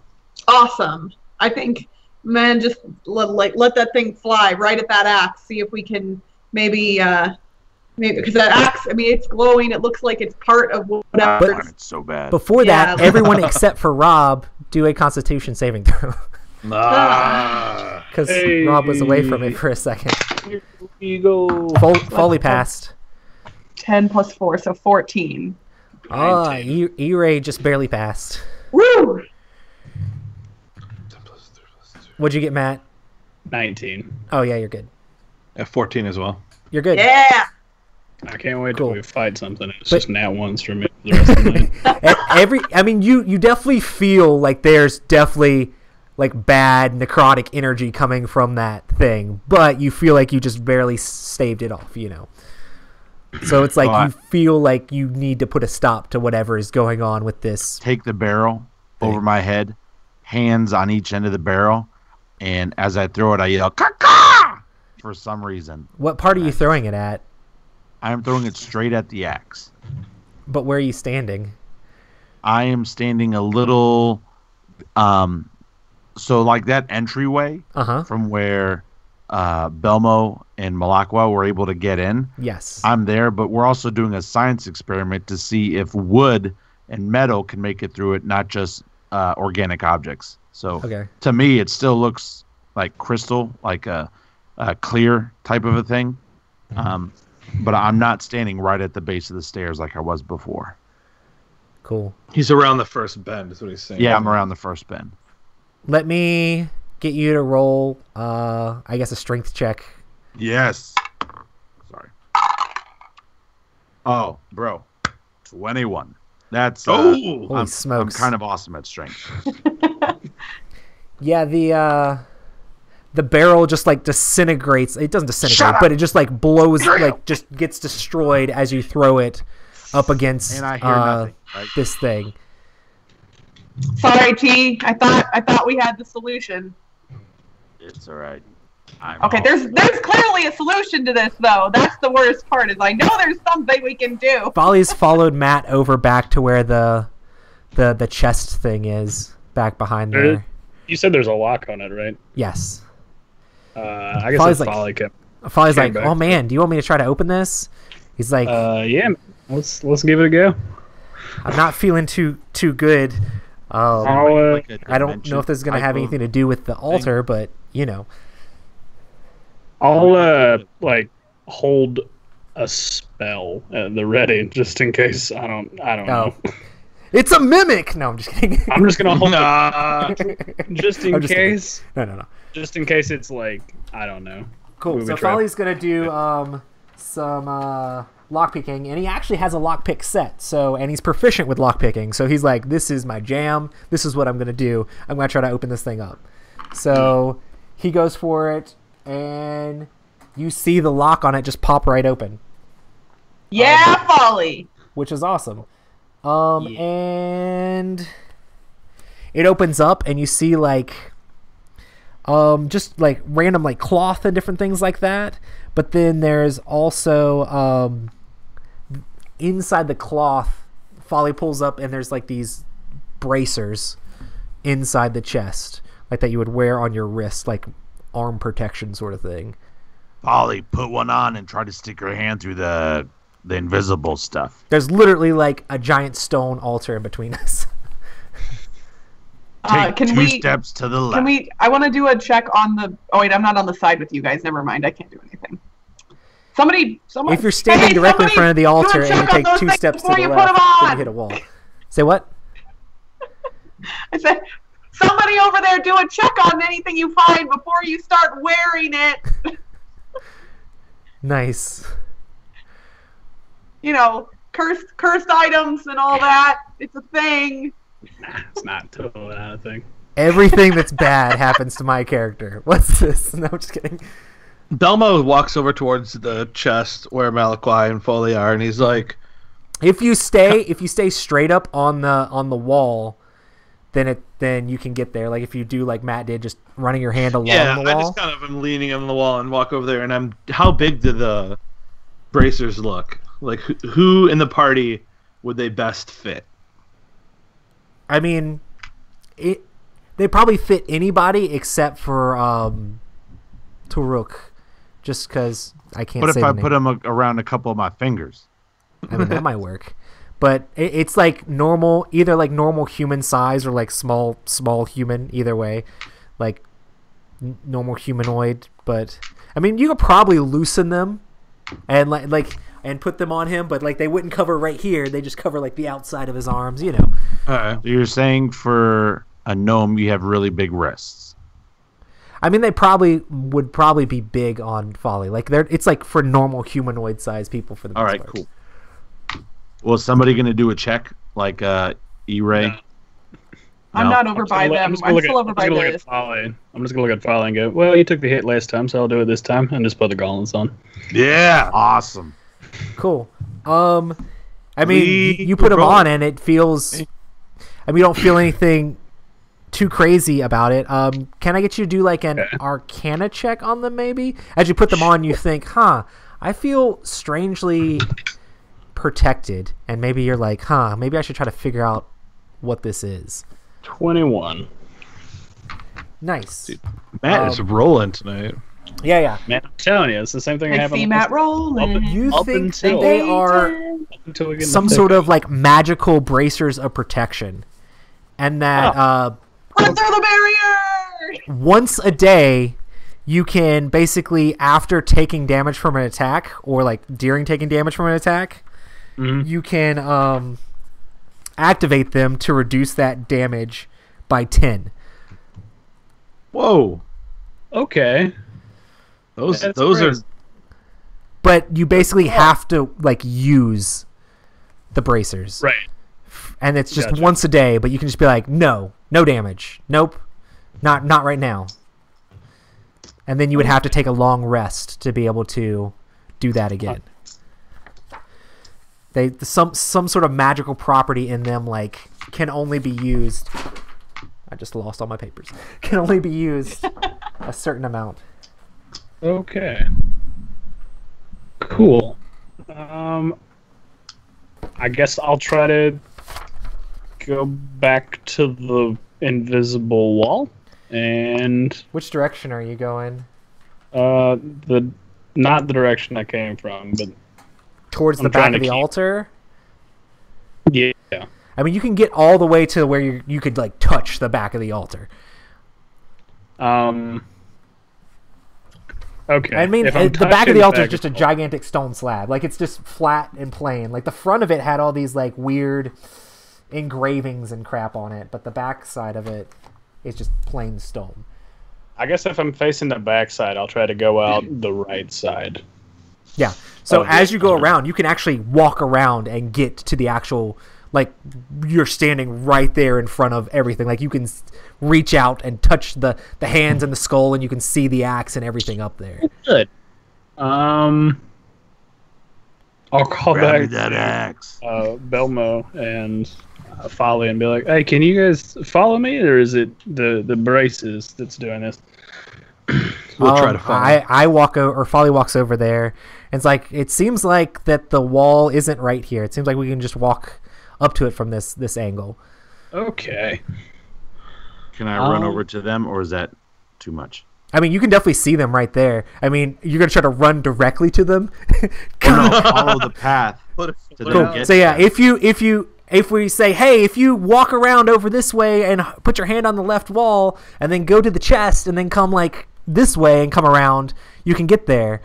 And then you're able to make it there fine. So I'm like, there's enough room for us to stand where the altar is. But if we try to walk back at that point towards the stairs that we came up at, there's the invisible walls there. I'm actually going to intentionally hang back by the stairs, kind of in case, anyone tries to approach or whatever. Like I don't want us all to be grouped behind that where barrier. The stairs is, because that would kind of put like two invisible walls in between you and us, or are you around like the bend? Okay. The first bend, like the first bend that I found that went this way. Yeah. Sorry, the theater of the mind stuff. This is the part that knowing makes it where really things hard. are is the worst for me. I cannot picture the room in any way, shape, or form. Are you in the middle of the room, or are you towards the altar, or are you? You gotta just start. You gotta start drawing it like I do. Yeah, but see, the thing is, if I start drawing it, anything I draw will not be accurate, just because I can't have it described. It'd be awesome if Adam's drawing is exactly the same as mine. There's no way. hold them up. I want to see. Come on, just show us the map. It'll be fine. No, I want to be positioned in such a way that the rest of the group isn't just like trapped in that area. Like I want to be able to theoretically maneuver if need be, but also kind of protect them. Gotcha. So wherever that would be, that's where I am. It's probably around that first corner, I would imagine. Yeah, around the first corner, you'll be a little bit closer to us. There's Matt's Skype again. Nice. Perfect. Wait, that means I get to be Matt for a minute, probably in the. Yeah. It's okay. At least I figured out how it works now. Nice. You're back. Awesome. So we're standing right there in front of the altar, and we feel that wave come over us of like necrotic energy again. So everybody needs to do another Constitution. I passed. So I need to do one too, Roy? Yes, because you're in the room still. 19. Good. 16. Good. 9. Good. Belmo, I have some bad news. 2 whole damage. Oh, I'm down to 8 though. Yeah, that's rough. You're down to my max. Were you good, Matt? Yeah, I got a 17. Oh yeah, solid. Cool. So yeah, we're right here in front of this. I don't know that much about, like, I mean, I could probably try to figure out some stuff about magic or something like that, if it's like magical, or maybe there's like religious stuff with this. I'm not sure. Or will inside help at all, or not really? I mean, we're literally standing there in front of like these 2 hands and then this skull, and then there's like a giant axe floating above it that's like being held up or floating with some sort of like purple energy. All right, now that I'm in front of that, can I take one of the other apples and throw it across the altar to see if whatever's causing it to levitate is not going to like burn my hand off or anything? Yeah, you could throw an apple like just at the axe. Well, yeah, I just want to throw it at the axe to make sure, like, if I go to grab this axe, I'm not going to take some type of crazy damage. Yeah. Like, I want to see what it does to living things. Cool. Yeah, you throw it and hit it, and you can. It looks like it like sears and like messes up. Like it hits the axe, and like you hear like a sizzle, and then the apple just falls down. It doesn't like explode or anything like that, but you can tell like was done to it. There's some sort of like it's been like necrosized, or like it just bubbled up and it's all black on that side where it hit it. Where normally if it hit just like a solid axe, it wouldn't do that, you know? Yeah. There's something weird about that. Yay, baked apples for everyone. Yeah. So the question is, does Malakoi risk grabbing it and just using the gauntlets once to deal with 10 points of damage? That is the question. Okay. So I guess should I grab the axe or the skull? I don't know. Ooh. Does anybody want to try to do any kind of checks on the altar? Well, now that it's right here in front of us, Yeah. or What do you want me to roll? Yeah. If I'm gonna grab it, I'm gonna look at it. what do you want to look Yeah. at? The skull or the axe? And do you want to use Arcana or do you want to use Religion?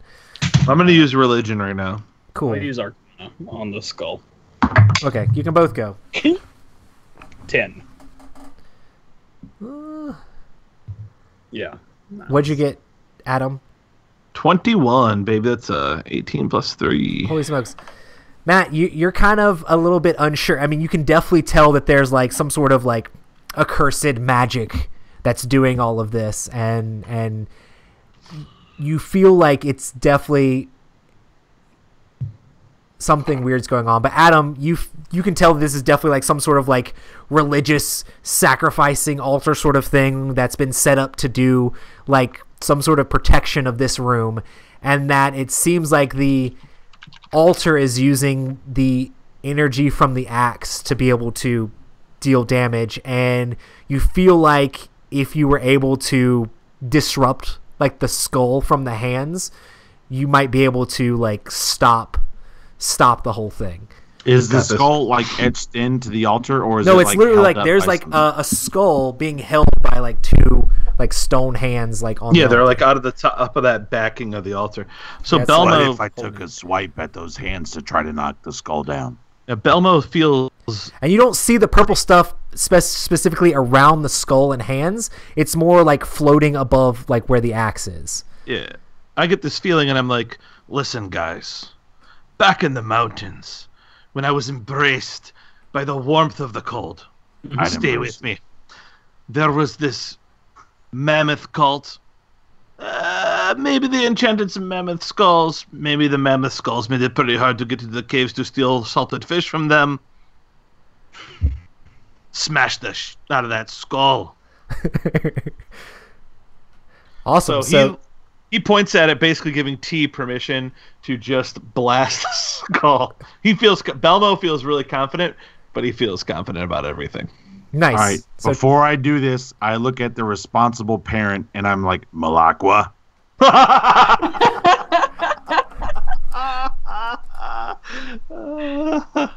Mm-hmm. Okay. Yes, or that's the dumbest thing you've heard all day.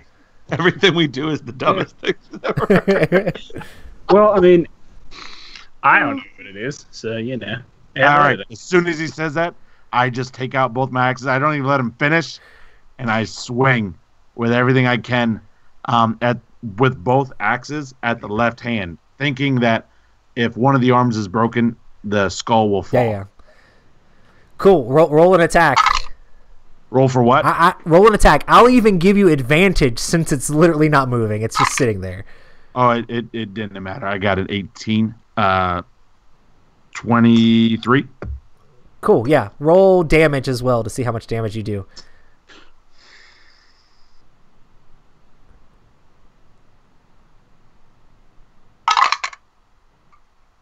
For both axes, Sure. did 8 damage. Cool. You definitely you don't sever. I mean, it's made out of stone. You don't sever the whole hand off, but you knock a couple of the fingers off, which loose the skull, and it falls down to the ground and just cracks open. And as that happens, the axe also from above it falls down and clatters onto the floor in front of you guys. I reached with everything in me to stop that from hitting the floor. I mean, you can try to do a dex check. Are you going to try to catch it? Yes. Rob, if you fail this dex check, you're gonna get hurt because it's a falling axe. Just know that trying to catch it is scary. That's fine. Just go for it, baby. Oh man. How much damage? What did you roll? Did you roll a 1? How about this? I didn't hear it falling. What number did you roll? Got a 3. Okay, well, you miss. It slips through your fingers, and you groan in agony as it hits the floor. But you weren't unlucky enough to where like you accidentally grab the blade or anything like that. And I mean, it just falls on the floor like a normal axe would. And you kind of see like this purple outline of the walls around you start to like the walls you couldn't see before.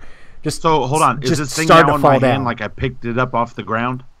And now there's like once again there's nothing. Say what? Have I picked it up off the ground? Yeah, you can pick it up off the ground. And it doesn't hurt me? No. What type of axe is it so I can look it up? You would have to do an Arcana check on the axe to try to feel. I mean, you feel like it's definitely not like a normal just axe.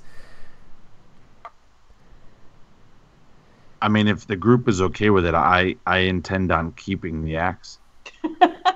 None of us are axe wielding, so I think this is probably okay. Yeah, I definitely need to purchase myself a better weapon at some point, but it ain't gonna be an axe. Is it like a battle axe or like a great axe? Or he said it was like a two-handed war axe. It's like a big battle old axe. Yeah.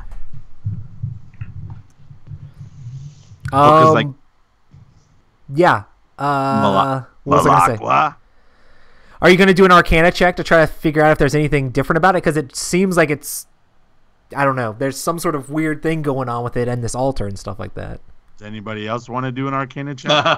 Sure, I'll give it a go again. Say I'm not by you guys. Otherwise, I would offer. I can try too. I think I'm actually trained in Arcana, but I'm trained in other stuff. But I'm not bad at it.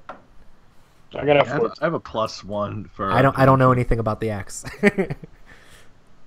It seems like a big axe. I think you'll be able to like hit people with it and stuff.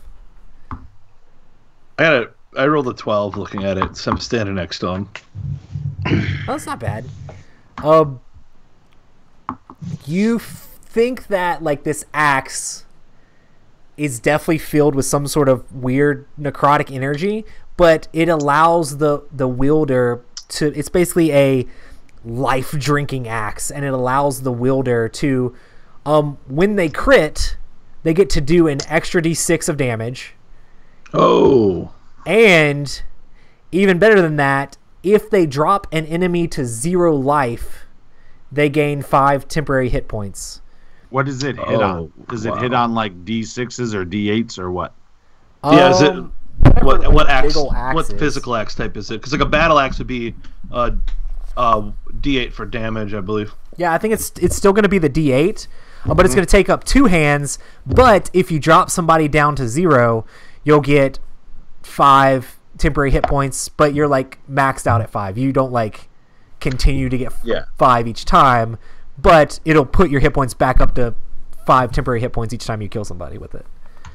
It basically, Adam, you feel like it will like drain the life force and give it to the wielder after you hit somebody with it.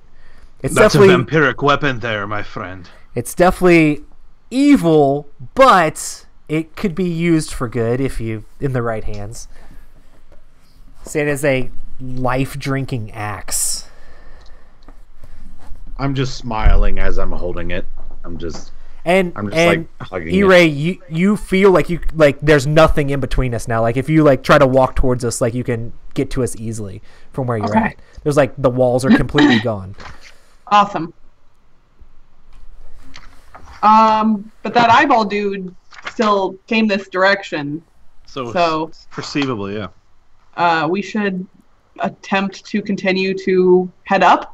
Would be my assumption. I mean, is there anything else in the room of note that we've missed?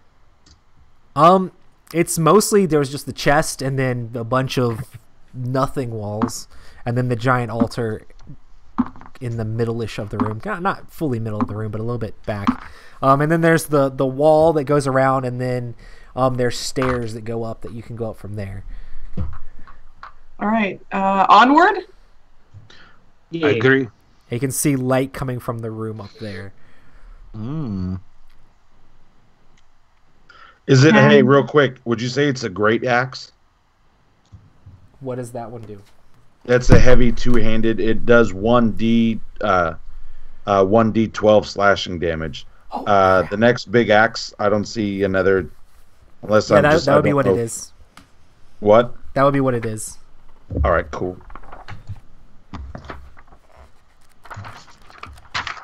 Yeah, Great Axe seems to be the big one. Yeah. Unless you get into like vicious Great Axe and all that stuff. Again, as we're walking and stuff, I'm just smiling.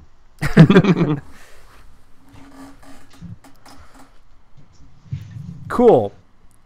So we're heading towards the opposite side staircase now, correct? Yes. Yeah. Yeah, we're still going up, right? Yeah. Hell yeah, we are. So Can I do an Arcana check on like the door that is up to the next level? I guess there's nothing probably magical about the door itself. Like an Arcana wouldn't help me with anything. There's actually past it. like no door. You can just see like light Oh, you coming can down, and it's just straight stairs. And you walk up the stairs, and you'll just be up there. right. If you want to do a perception check, you can try to like see if you can see anything I'm up not. the stairs. I'm not the person to do that because I'm -1 to my perception. So I mean, I can try to. yeah, my wisdom not good. Folly looks up there a little bit and is like, all I see are just lots of bookcases lining the wall. But I didn't go up too far. And this is the 3rd floor, right? Yes, that we're heading up to. Yep. All right, I'm gonna walk up the stairs and into the door. Anybody else want to try to do a wisdom or perception or anything like that? No.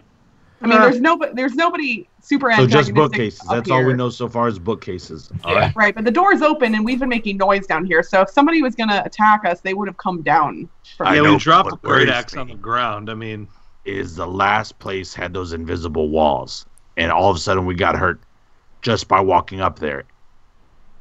So it looks helpless, but have you seen Beauty and the Beast? Furniture will Do we come need to do alive anything as and far as like healing goes? I think it's just Rob. Well, Matt, I can't heal down. some people. If you guys want me Everybody's to. hurt a little bit from what I see. Yeah. I can heal everybody one right now if they want me to. Oh, that'd be kind of cool. that might be a whole idea. Just a little round of it. All right, everybody, let's just hold hands real quick. Say a And I prayer just of wanna tell vengeance. You are all beautiful people. Nice. Every single one of you. So I do my laying on of hands, and it does a small radius of up to 5 points. And so since there's 5 of us, we'll just do 1 point for each person. Okay. But I can't do it again until we have a long rest. Here, actually, give my point to Matt, so that way that'll boost him up to 8. Aw. Okay. Well, that way we're a little bit more even. I mean, it's if I die, I die. It's all right. She's Okay. a Don't selfless die. hellspawn, isn't she? There are death Matt saves, does right? have some nice bracers, though. Hey. Yeah, but there are Take death those. saves. He won't be like dead. We could revive him. Yeah, I could fail those too. Yeah, but we could also do a potion on you or something, and then you be healed. That's true. Nice. Yeah. Cool. All right. Up the stairs. All right. Thanks, bro. Belmo jumped the lead. He'll kind of he feels like he's the ranger, and it's climbing a staircase. It's cold. His bare feet feel good on the stone. It's mountainish for him, although he finds it a bit hot still, and he just ascends. Nice. When you get to the top of the stairs, you see the eyeball actually just laying in the middle of this giant, like, just etching on the ground. There's bookcases all around the room. And you see on the edges of these etchings, there's like these 2 green, like crystal looking things on both sides of it. Wait, 2 green crystal-looking things. I think you actually just described my eyes. like, like that's legit. Get it? And as you Chris. walk up the stairs, let me get you to make like a stealth check.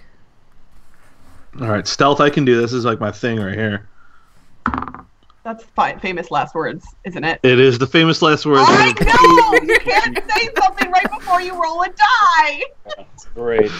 When you have a +5 stealth and you roll a 2. The eye turns around and looks at you, and as it does, like, it starts to float up in the air, and this like greenish smoke like reaches out, and the crystals start to float into its hands as it like coalesces in some sort of weird like shadowy green specter looking thing.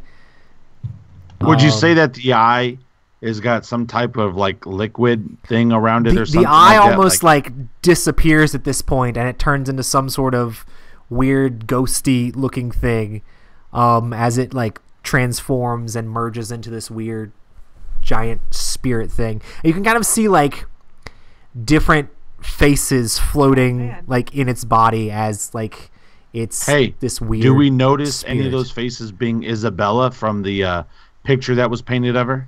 Boom. That's clever. Are you guys seeing the picture of this thing that Roy put on the Oh, I haven't saw it yet. stream? There's a picture. I guess I need to look at it. But there's this weird, creepy, greenish-looking thing with a creepy face, and it's basically very like smoky looking. Well, we and there's don't all sorts notice of different any of the faces. They're kind of villagers or anything distorted. But as you try to like do insight and like remember the amazing heroic picture you saw painted of her, and I'll never forget that lie. and then like look, and you don't see Isabella's face, but you do see other faces that look like they would be normal like townsfolks or farmers or maybe merchants is wet and things like about that. this creature? Like, is it a wet mist or anything like that? I mean, it just formed in front of you. It's a green, smoky, spory. All right, so We nothing definitely wet. need to go to initiative though. So Yeah. Oh yeah, I was gonna say. I was like, how much exploring are you gonna give us before this thing attacks? I was trying to describe the thing, and Rob's like, questions. Sorry. so that's gonna be a 14 for me. That's probably not the highest. 19. 12. 19 is really good. 20. The 1 4. How Is far that away is the this right thing? direction, or is Let that me get up backwards? here where it can actually move. Probably like Oh, that was I don't know. Do we add a proficiency bonus to this? Every your time. initiative bonus should be in the top middle of your middle column on your character. How do you, It's just your dex bonus. It's not Yeah. proficiency. Oh, just my Sorry. dex? Then I only had a 17, not 19.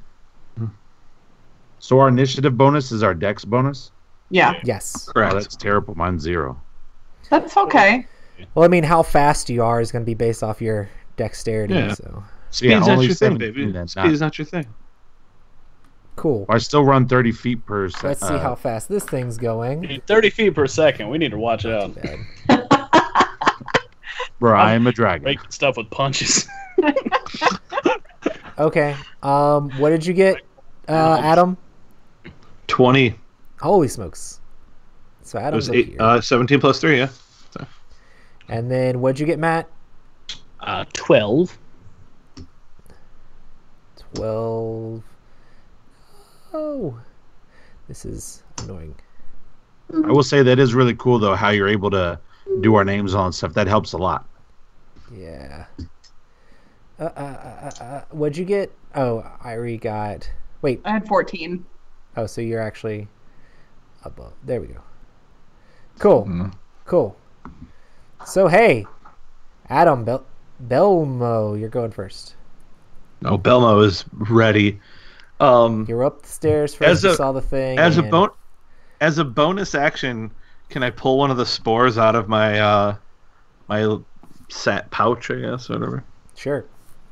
I pull one of the mushroom heads out of my hip pocket, my hip little pouch, and I stick it to the end of an arrow, and I loose an arrow directly at this thing, just immediately.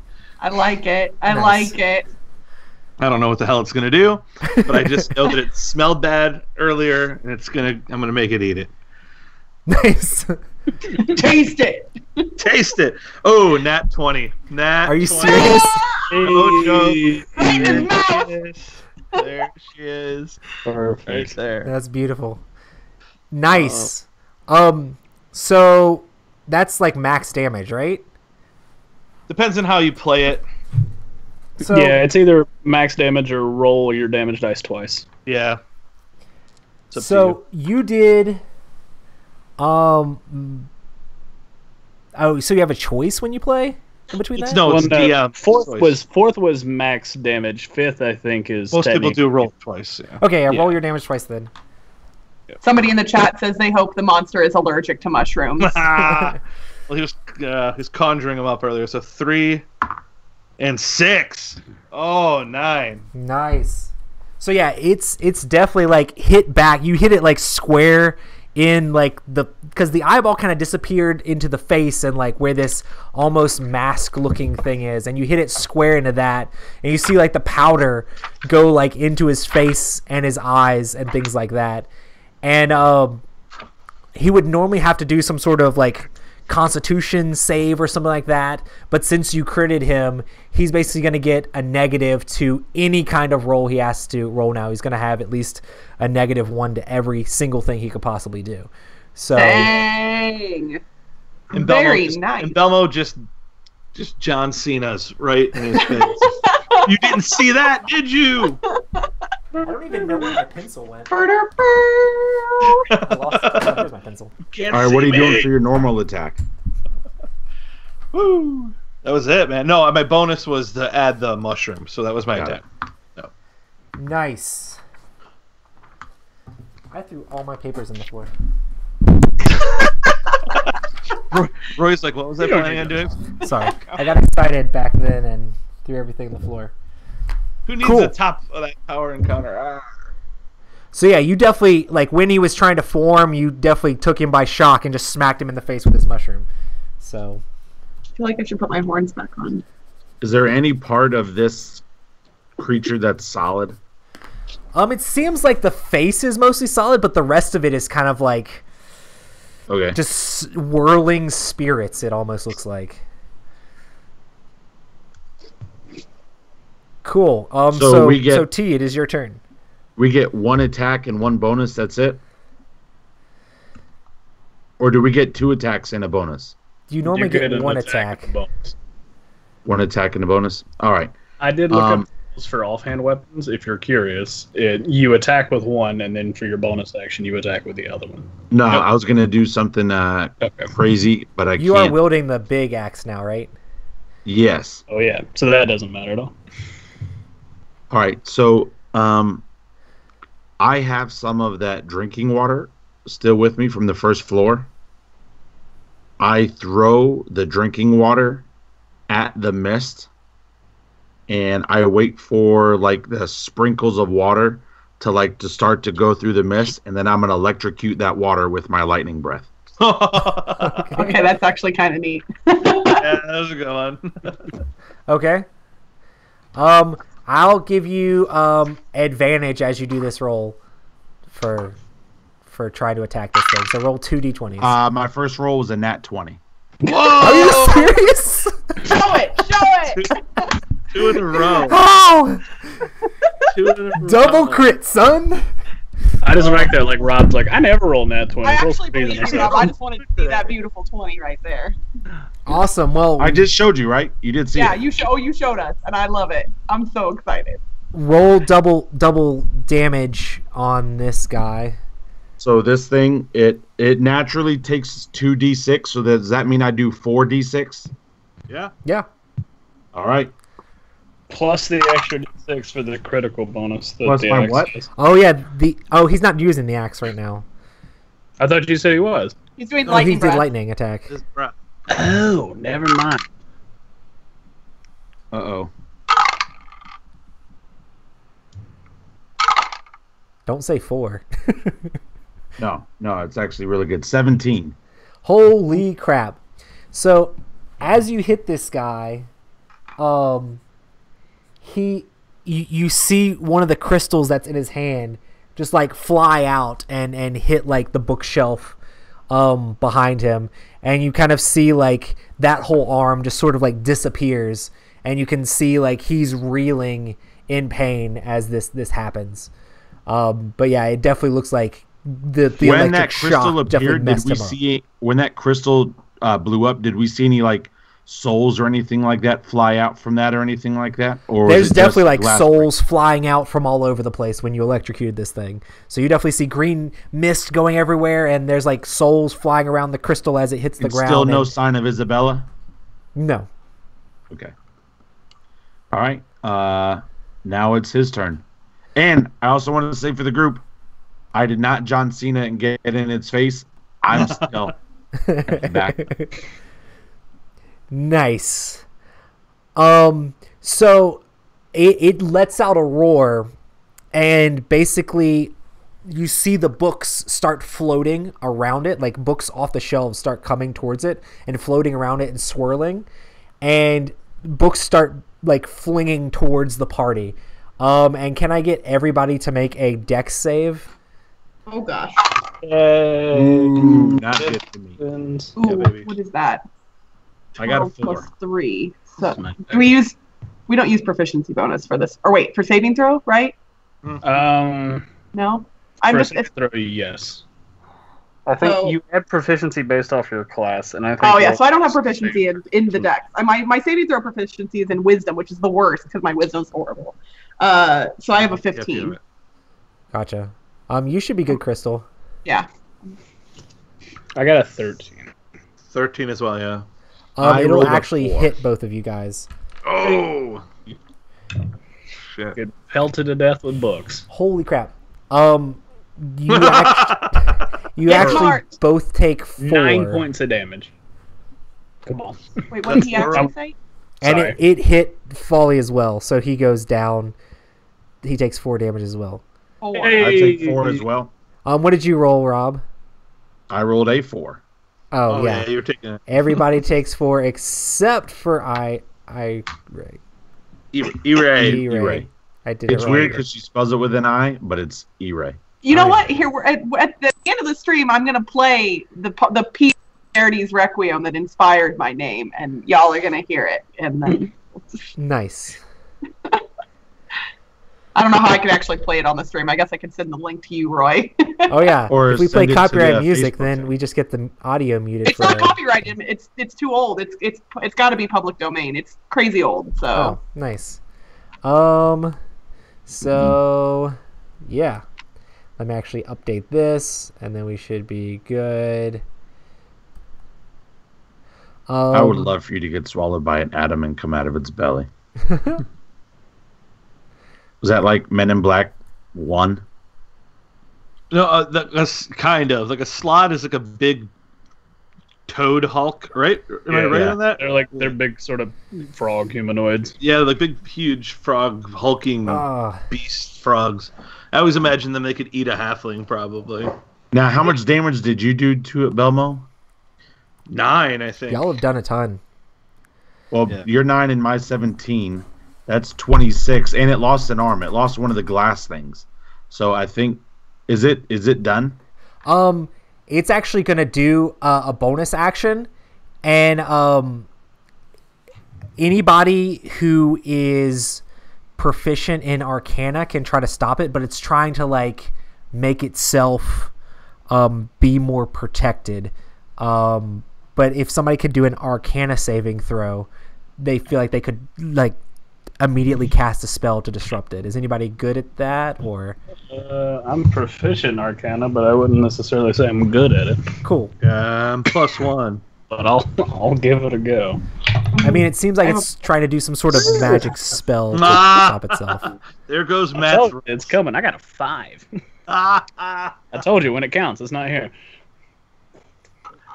You were due. You were due for a crap roll, man. You were rolling good all night, really. But yeah, it seems like it becomes more like transparent as it like casts this thing on itself, whatever it is. Does it still have the glass ball? What do you mean, the crystal? The crystal. The other crystal? Yes. I mean, you can still kind of see that in its right hand because you blasted off its left one. Yeah. Your turn, Crystal.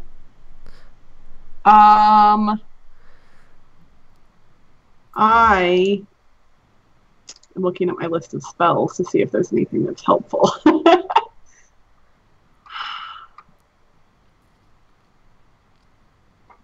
I think I want to cast poison spray toward it. Okay. It's a cantrip, so I don't have to roll. It's only a 10 feet range, though. Am I 10 feet away from him? Am I okay? You might have to move up towards it, but the tower is not that big, and it actually seems like the floors have been getting like smaller. Oh, that's good to know. Okay, I'm gonna walk toward him and cast poison spray, and then he has to save. He has to succeed on a Constitution saving throw. Gotcha. Okay.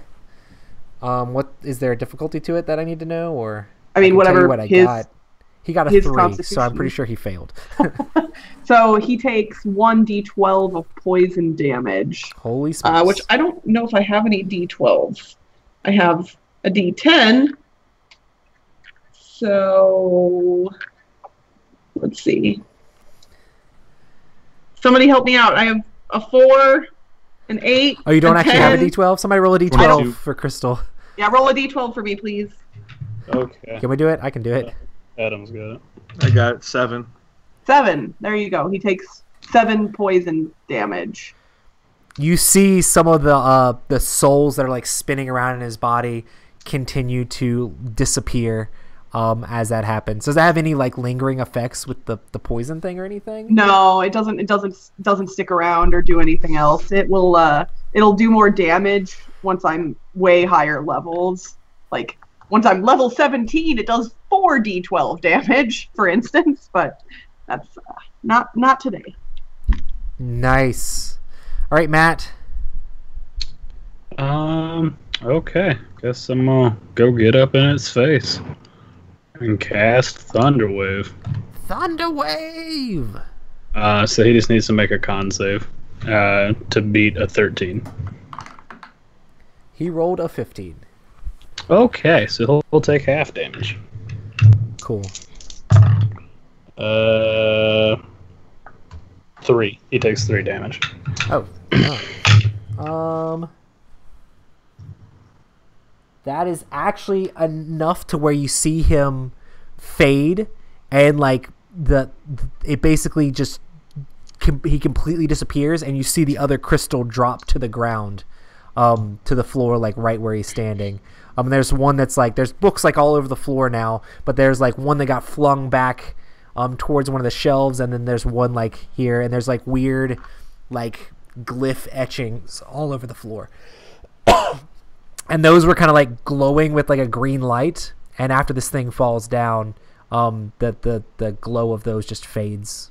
The etchings are still there, but they're no longer glowing. And we're pretty much out of initiative at this point.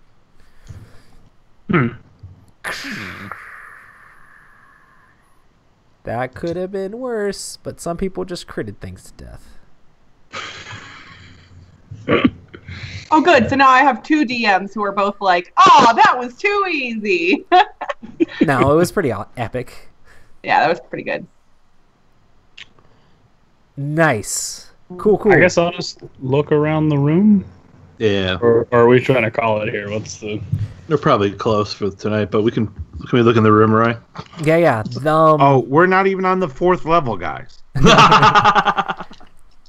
Well, we go out to you the can roof tell to find there's bookcases all around, and then it looks like there's a stairway that goes, not a stairway, there's a ladder that goes up to the next level. Hey. And then it's got like a little hatch door that you would open above that, and then it's just mostly bookcases with tons of like ancient tomes, and they look like they have different like religious and arcane texts and things like that on them. Most of it, if you're not trained in Arcana, is just completely gibberish to you, but it's definitely interesting, and a lot of it has to do with like dark pacts and rituals and things like that, and talks a lot about the dead and stuff like that. But if does anybody going and looking at the things that it dropped, or I would like to do that. I think we should definitely do that. Loot the I'm room, just gonna loot the room. look and see if there's any like book that stands out to me.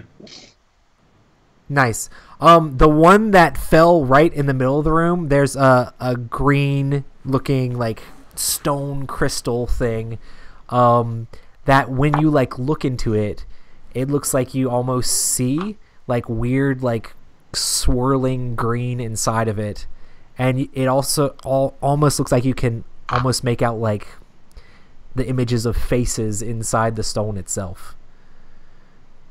Isabella, are you in there? Yeah, yell it. Does anybody want to do any like Arcana check or anything weird like that on these? Sure, I can do Arcana. Okay. I'm gonna do that, and this time I'll do it better. That's 9 plus 3. So that's only a 12. Hey. It with the 12, it definitely looks like it's some sort of like stone that spirits have been captured inside of, and you feel like if you knew what you were doing and you tried to, you could probably like use this stone to do extra damage when attacking enemies as well. Like you could use the forces from inside the crystal to your advantage to be able to add on any attack. You could add a die 10 to damage, but you could probably only do it probably like 3 times with like the spirits that are inside this stone. I mean, but what if I want to try and free the spirits? I mean, you feel like if somebody was properly trained or knew what was going on, they might be able to figure out more about what was going on with this. But take it to the old lady. With a 12, that's what you got. Yeah. Okay. That's a good point. I'm gonna put it. I'm gonna pocket it, but I'm not gonna. Yeah. I'll take it to the old lady. She loves me. I'm gonna steal a line from Is chat. anybody And just doing have anything Belmo say, "Take it to a museum." Jeremy. The one that was flung across the room, is anybody grabbing that one or? I'll walk over to it. Yeah. Yeah. Belma, as you pick it up, and I mean, if you look at it, you get basically the sort of the same information as Crystal did, but this one seems like you could probably seems like it has more spirits trapped inside of it, so you could probably use it like 5 times. All right. So all we see in the room are books and the 2 crystal goblets. And runes etched into the floor, and yeah. Can I walk to the ladder and go to the top floor and see if I see anything there? There is, I mean, yeah, there's like a latch door that you just have to like push up and go through there. I do. Cool. As you do that, you look in there, and there is a room that has it almost looks like a science laboratory or something like that, and it has all sorts of like strange vials of liquid and this weird like machine in the middle of the room, and as you go up there, it's also like this circle on the ground, like this rune of like a circle on the ground, and it looks like the machine is kind of like pointed towards that circle. Wait, did we just enter Honey, I Shrunk the Kids? I feel like if we stand in that circle, we're gonna get shrunk down and have to go on an adventure with rare blades of grass and this big. Holy Rick Moranis! Can I do a check to see if I like see what the what's in the vials or something like that? Is that like a medicine check or something like that, or? Yeah. Yeah, you can either do like an insight or an arcana check. I'll do insight since I'm proficient at it. That is a 12. Cool. Yeah, you feel like they're just different colored liquids. Like there's like these different vials on the table, and there's an orange one, there's a blue one, there's a Are they closed, green or one, like and if a I were yellow to? one. Yeah, they all have like little caps on them and things like that. And it also looks like they're on behind the table. There's like a dispenser that can like dispense different colored liquid as well. And it looks like it was put in these vials. Can I take any of them and try to pour a little bit on the ground, see if it reacts at all? Yeah, is there a specific color that you'd want to do that with? I would start with the orange one. Cool. You do that, and nothing of particular interest happens. Like, it just goes and falls into the cracks of the floor. Is everybody else up there too? I think I'm the only one right now. I'll follow.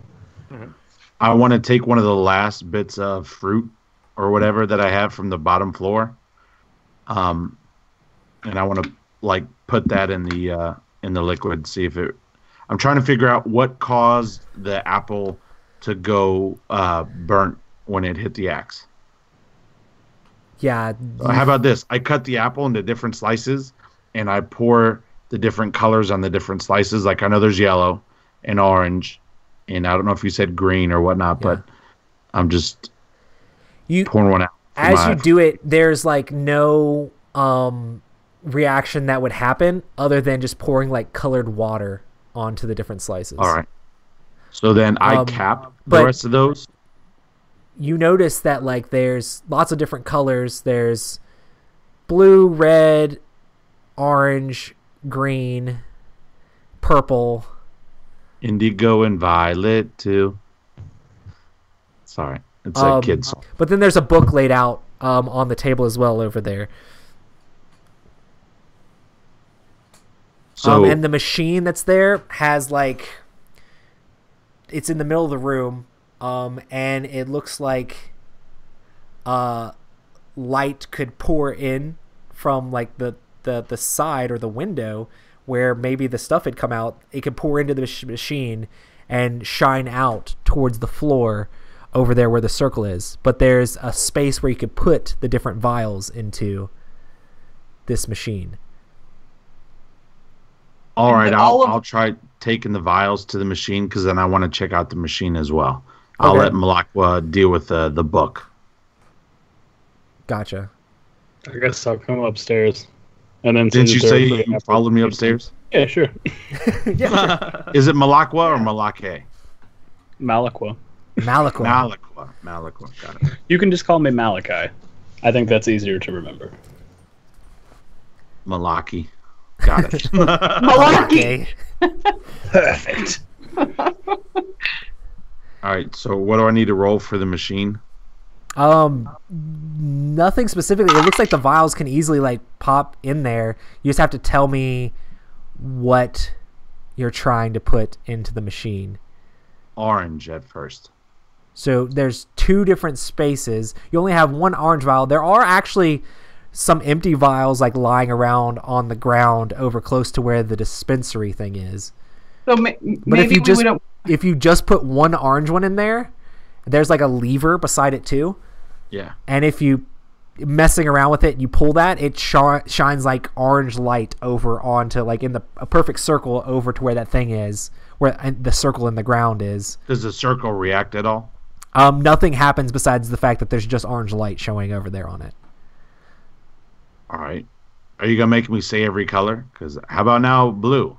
I'll start reading the book. I think, the information's in the book, Rob. It's going to tell you what to do. Cool. Probably. As you're looking in the book, Matt, you see just different diagrams and stuff of the machine and talking about some sort of like portal like magic sort of thing. And it also says to like you have to do the correct combinations of colors upon the runes to do it. There needs to be yellow light shone upon the runes is basically what it makes out. It says it in more like fancy terms than that, but that's basically along the lines of what it says. We're trying to make yellow light. I forgot to do my accent. I think we're trying to make yellow light. All right, cool. And I have a yellow vial. I mean, I grabbed all of them. You do not have a yellow vial. So there's all these different colors, but there's not a single yellow one. Can we try to mix them together?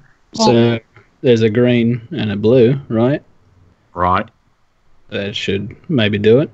If you take blue from green, but how we don't, I don't know, not knowing how the machine works. Like, well, he said that there are a couple empty vials, So I'm going to take one of the empty vials and I'll do a couple drops of the blue and the green and see if it makes a nice pea-like yellow. It doesn't work like that. Yeah. Green and blue makes kind of like a bluish green color and doesn't make yellow. You have to take blue away from green. You can't combine them together. Yellow and blue together make green. So you have to somehow remove the blue from the green. Like, by placing them in the right places in the machine, it may theoretically, like, the blue could be potentially a filter that the green one would, like, go through to make yellow light, would be my assumption. And you said there's 2 spots in the machine to put in vials? Yes. So I'm going to do in the first slot blue and the second slot green. And if that doesn't work, I'll then switch them. Cool. As you do that, you turn it on and it works perfectly fine. And there's just like greenish, tealish light that shines upon it, like aquamarine light. All right. And then you do it Turn again it with off. the other direction. It's like the exact same color if you switch the green and the blue in the 2 different spots. Then I get an empty vial. I tell Malaki to turn around, and I pee in it. As you do that, Oh, the portal opens up and these strange tentacles start to pour out of it. And this lion head thing starts to My pop pee out. caused it to open. And it seems like there's some sort of creature that whenever you turn your back and pee, it attacks you. I don't know who would have designed such a thing. With the lion head with tentacle. You know what I'm talking about, Adam, yet? Is this lion wolf squid? Does it have the paws of a wolf? Drink them if you got them. Perfect. Lion right. wolf squid. Lion wolf squid. Sweet. I see that. And wait, Did you bring it up? Did you I guess bring roll for initiative. It's gonna get a surprise attack against Rob though, so that's how that happens. I never climbed the ladder, for the record. I was yelling from downstairs. So Wait, I gotta actually like look up what that thing I'm does. downstairs. I guess I will. Yeah. 17 plus 3, so that's a 20. Oh, So crap, from you got 20? downstairs. I have 12, Roy. Nice. I'm downstairs. Oh, you're downstairs. I guess Folly's downstairs too. Yeah. Yeah, we It's me and Malakwa upstairs. My Okay. bad, Malakwa. Hey, you're fine. My bad, bro. It's Chad's fault. Chad's the one that told him to do it. They did They tell me did. to pee in it. P was discussed in chat.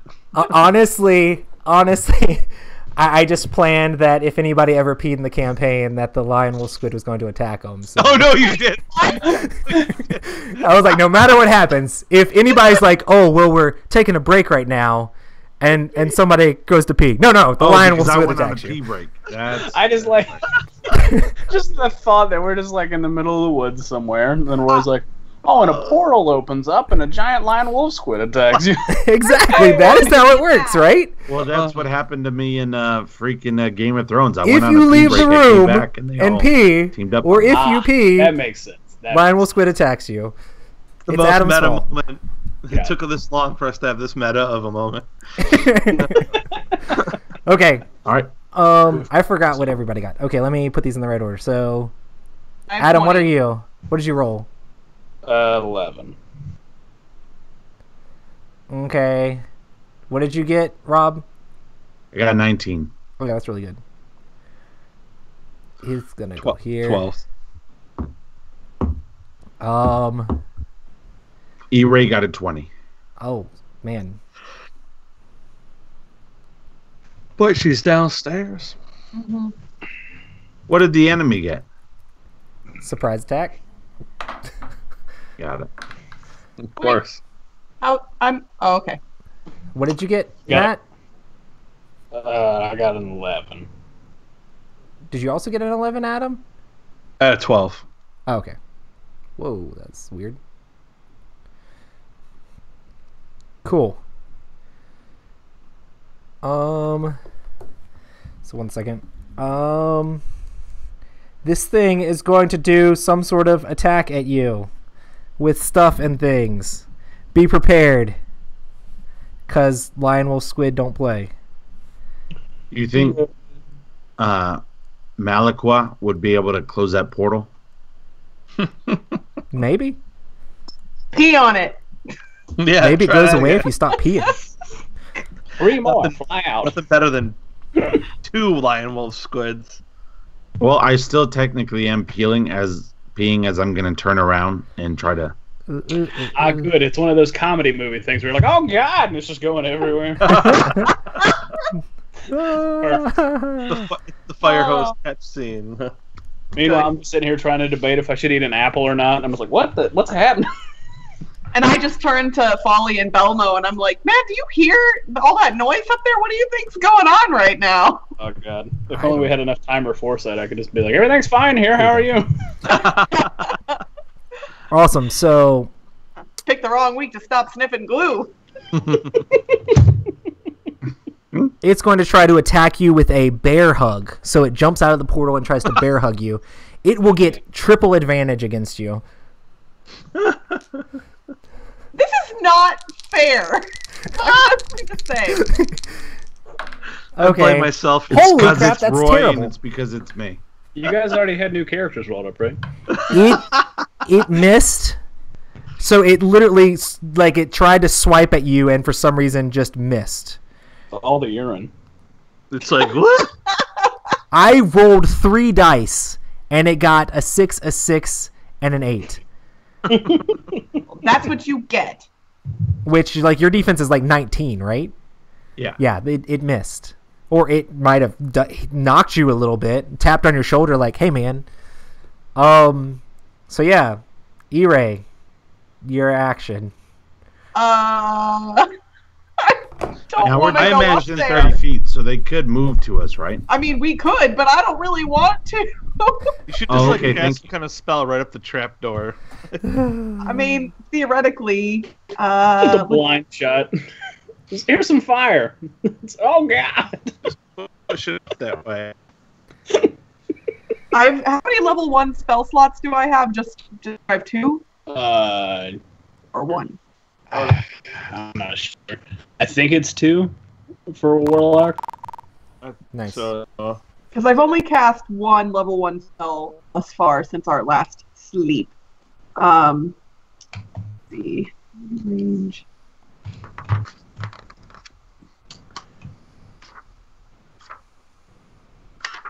Oh no, you only have one spell slot level. Okay. So then I can't really do. I've already done 2 cantrips and a level 1 spell, so I have nothing basically that I can do. I could theoretically move, but I don't. The cantrips you can do as We many have times. your daggers. They Yeah, don't you count can't- against yeah. the spell. Oh, the cantrips I can do as many times as I want.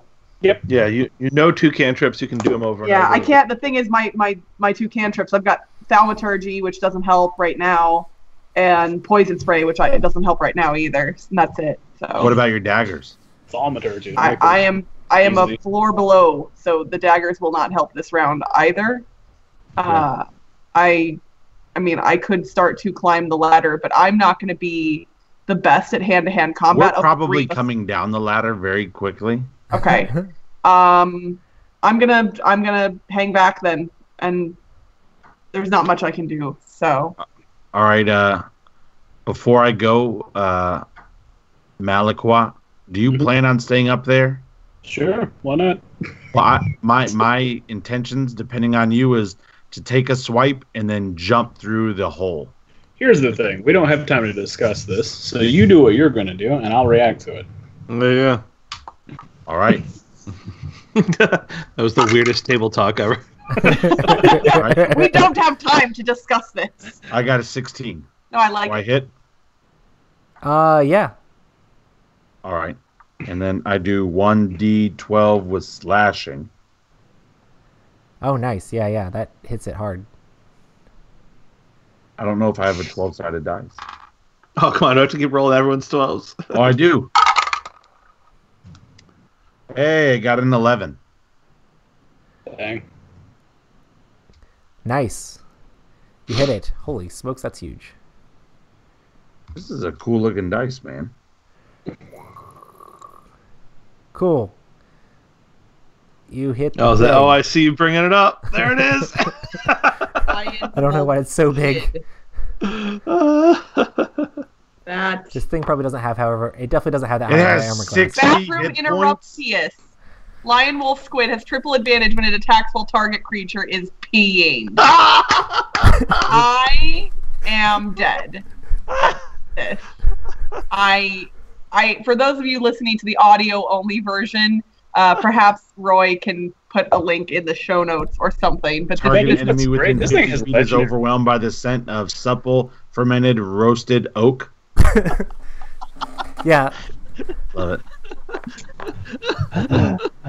Boy. As you slice it and attack it, you kind of like fear it away, and it seems like it's a little bit skittish now that you're no longer peeing, and it starts to like back away towards the circle. Like it's afraid.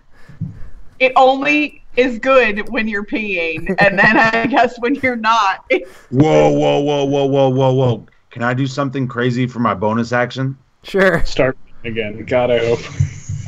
All right, now that I see it's calmed down, I want this thing to be my pet. Can I try to do like animal handling?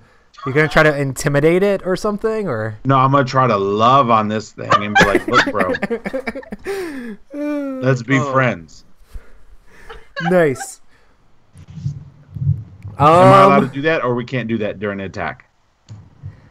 Normally, if something attacks you, maybe he got afeared of your axe and knows. Maybe he thinks you're the alpha, or something crazy. The alpha tentacle.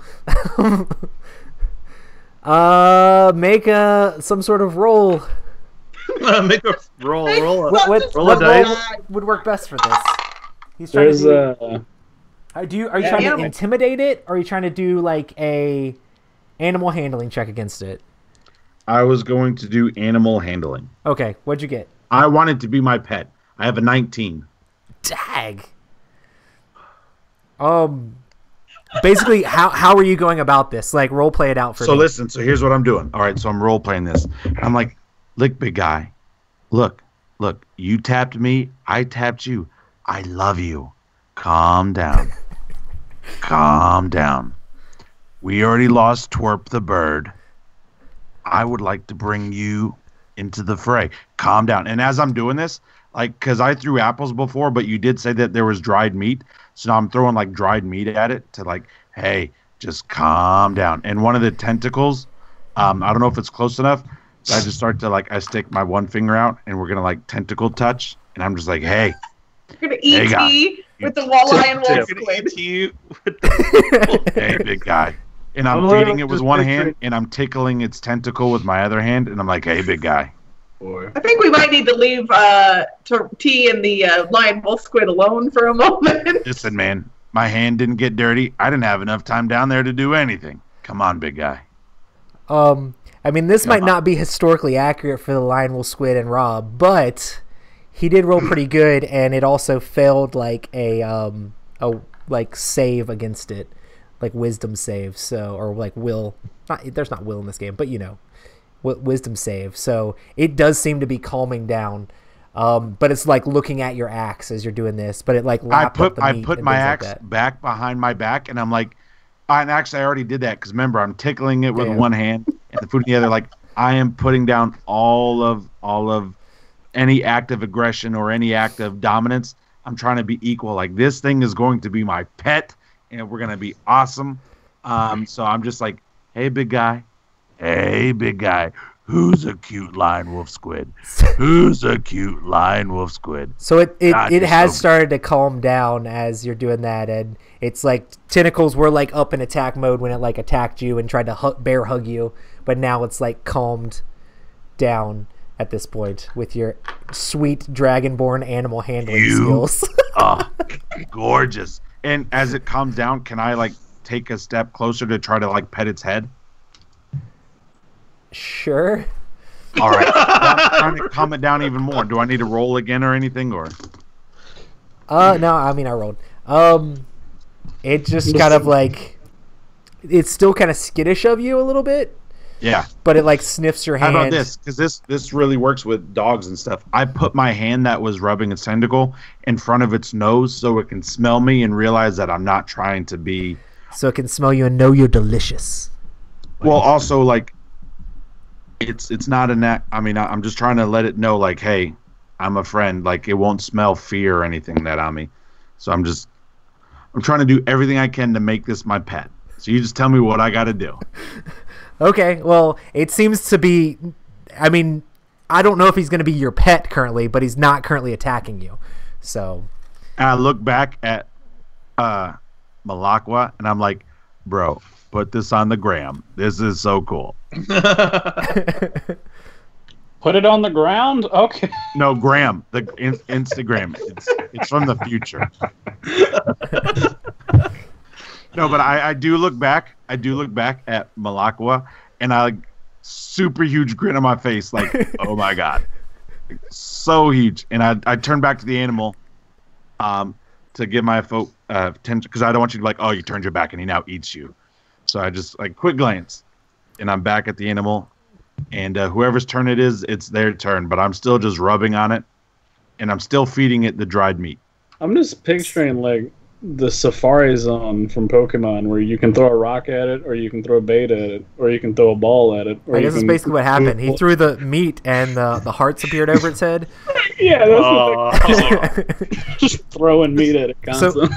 So Folly is going to come up the stairs as all this is going on, and notice that the thing isn't currently trying to be aggressive towards the party. And Folly's like, I've seen tons of animals in my day. I know all the animals of the forest. I've never seen a creature like that before. Folly, seriously, this was summoned when I opened my pants. Not many people have seen it. It's okay. And I'm still rubbing. I think the more interesting fact is you never said you button your pants back up. So no, it's still wide open. It's still wide open. And like I'm telepathically trying to just, I'm praying in my head, E-Ray, stay downstairs. E-Ray, he's got it. Stay downstairs. Right. All this is going on with a huge grin. This is exactly how your other D&D group works, right, Crystal? Not at all. Like, this is so different than how D&D works with my other people. Oh man. God. Cool. Well, we're out of initiative, so But it's a different kind of fun. if you want to zip it up, Rob, like you could do it. Yeah. I'm glad that I'm already a demon because my face is even more red than it was from the makeup. So now it's like just way red. I'm sorry, we're too inappropriate for you, Crystal. A draft since we're on the 4th floor, and I'm like, oh, and I zip up. Oh, Nice. Speaking of, go ahead. I'll do this after.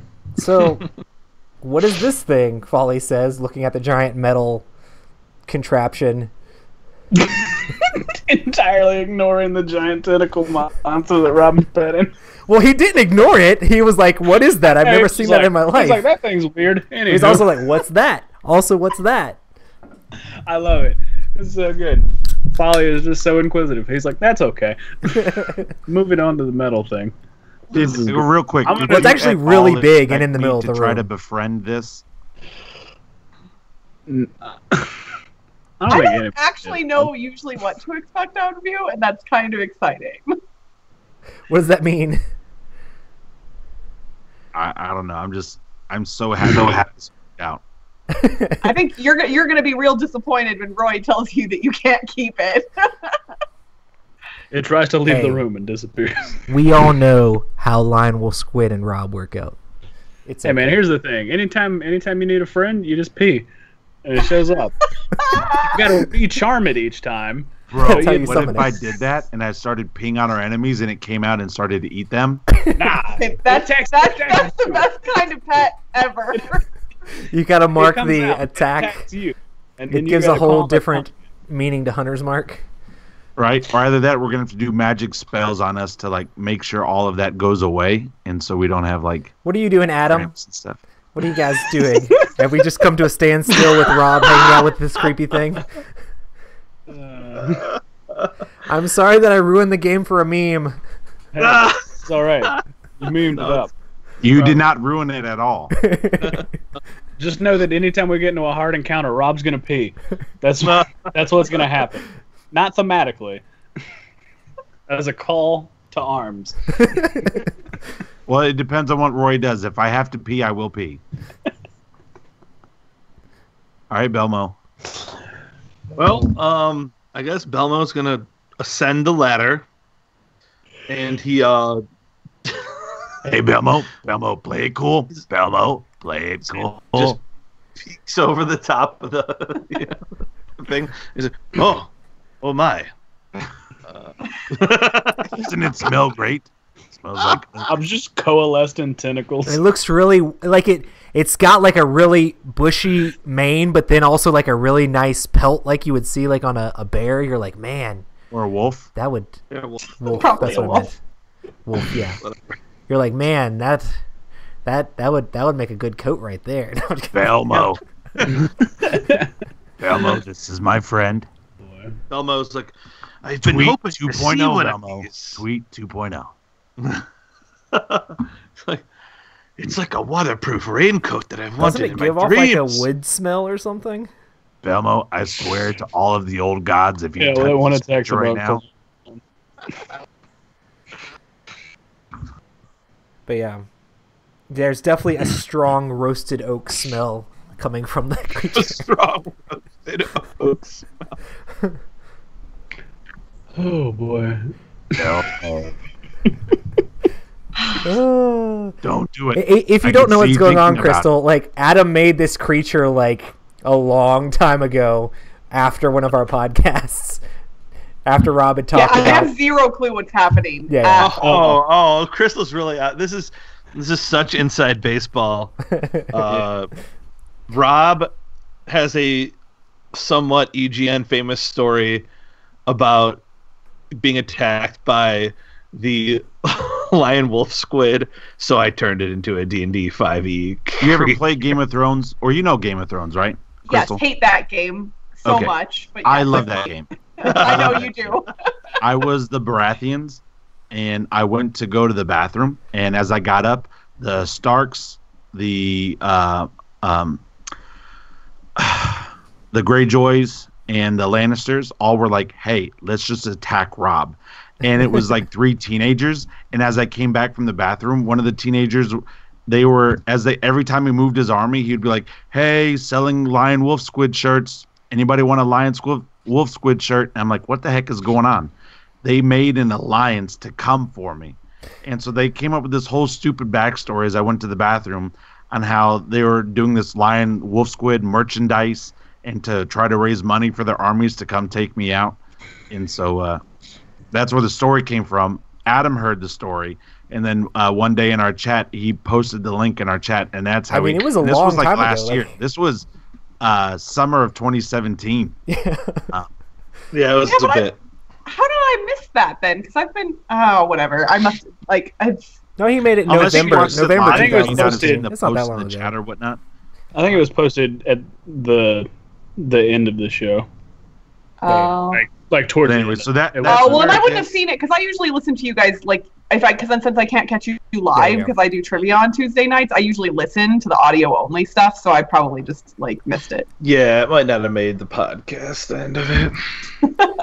Good I times, love good Adam times. Hey, well, doing that's the it. backstory. So the thing's So calm. now Crystal's slightly less confused. Yeah. And everyone who might be listening.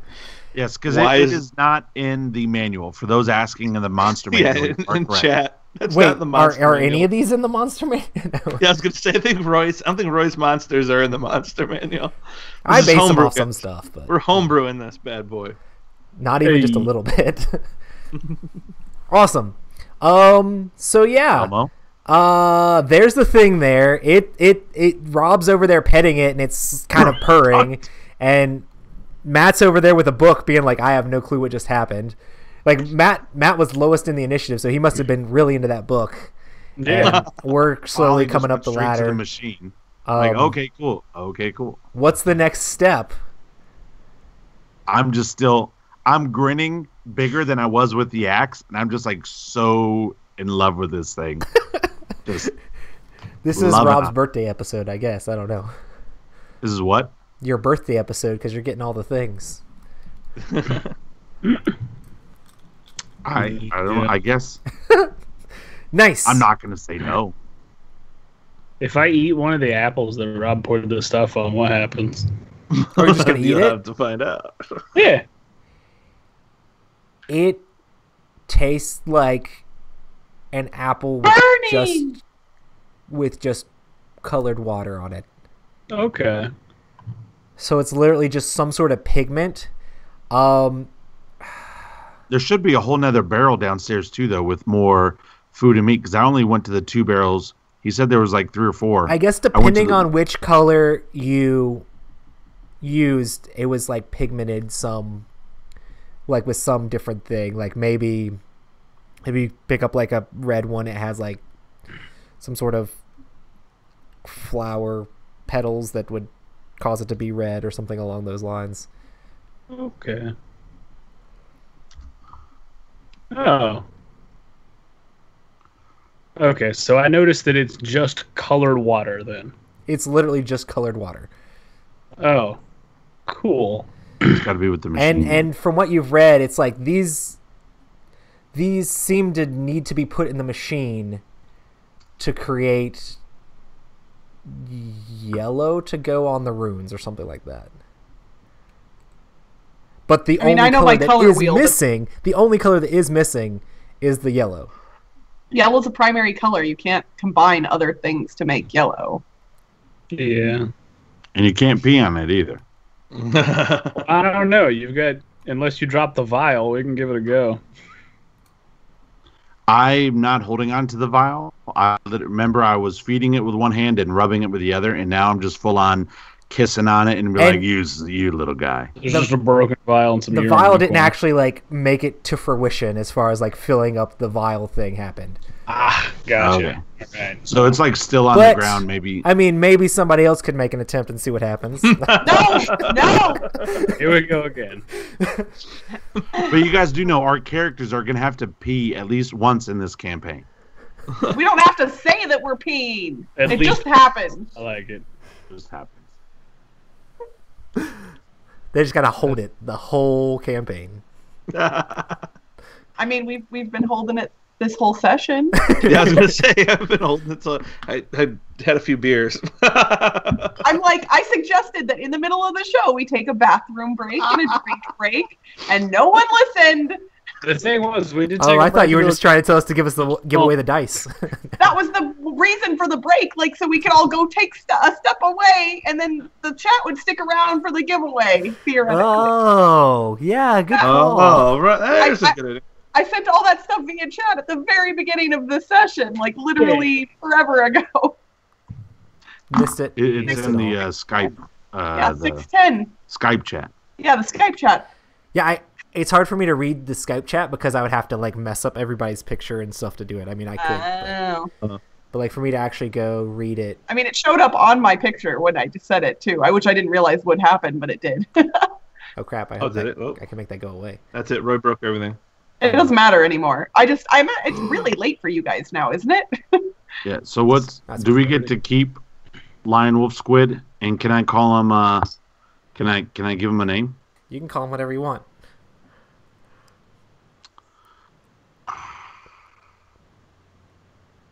I'm gonna call him Sparkles. You have Nice. no idea how much I want to attack this thing. I know. It's the same thing I want to do. Is You just want to attack it just because of Rob? No, I just. You think it's an abomination that shouldn't be created? It just showed up and attacked us. What's to say it's not going to do it? First of all, it patted me on the back, and I actually cut its belly. I actually did 11 points of damage to it, and That's rough. it's 11. Leave me and Sparkles alone. Nice. I mean, you can attack it, and you can. That's fine, and I'll be sad. So any ideas on what we need to do? Oh, the machine. I almost feel like I can hear their thoughts and tears start to come down. Are you going to attack it? What? It's the game. I don't care if you do, if you don't. We're not currently in initiative, so anybody can do whatever you want. All right, so we've already put some stuff into this device. Yeah, greens and blues and just orange. Hey, before we go tonight, are we getting any type of like experience points or upgrades or anything like that? We'll come back at level 2 at least next session. What was I gonna say? Basically, it seems like the way it works is you put the vials in the machine and you turn it on, and light goes through the vials and shows whatever color would come out on the other side. So let's put an orange vial up there. Already did, and it just was orange. Yeah. Which one? I thought we had put. I did orange by itself at first, and then I did the green and the blue together. Oh, and that gave you teal. So the green and the blue did. He said like a turquoise color. Yeah, that was right. Like that was right. greenish color. Yeah, blue green.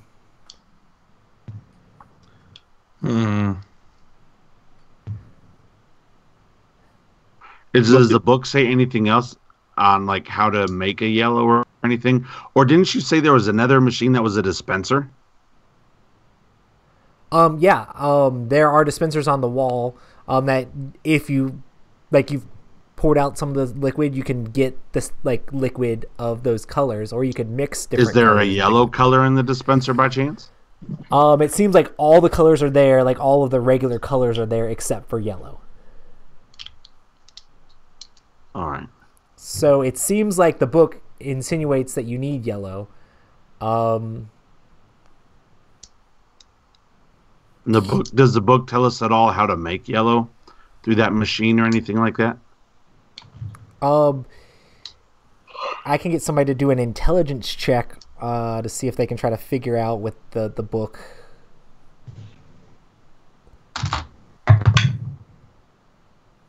$18. It says something along the lines of, once again, it's describing like how to put the colors in there and do the different stuff. And it says that mixing is not the key. You need additive mixing with light or something along those lines. So apparently Rouge. You feel like you don't have to actually mix the colors to make yellow. But it seems like you would need to use the machine with the colors to be able to make it happen.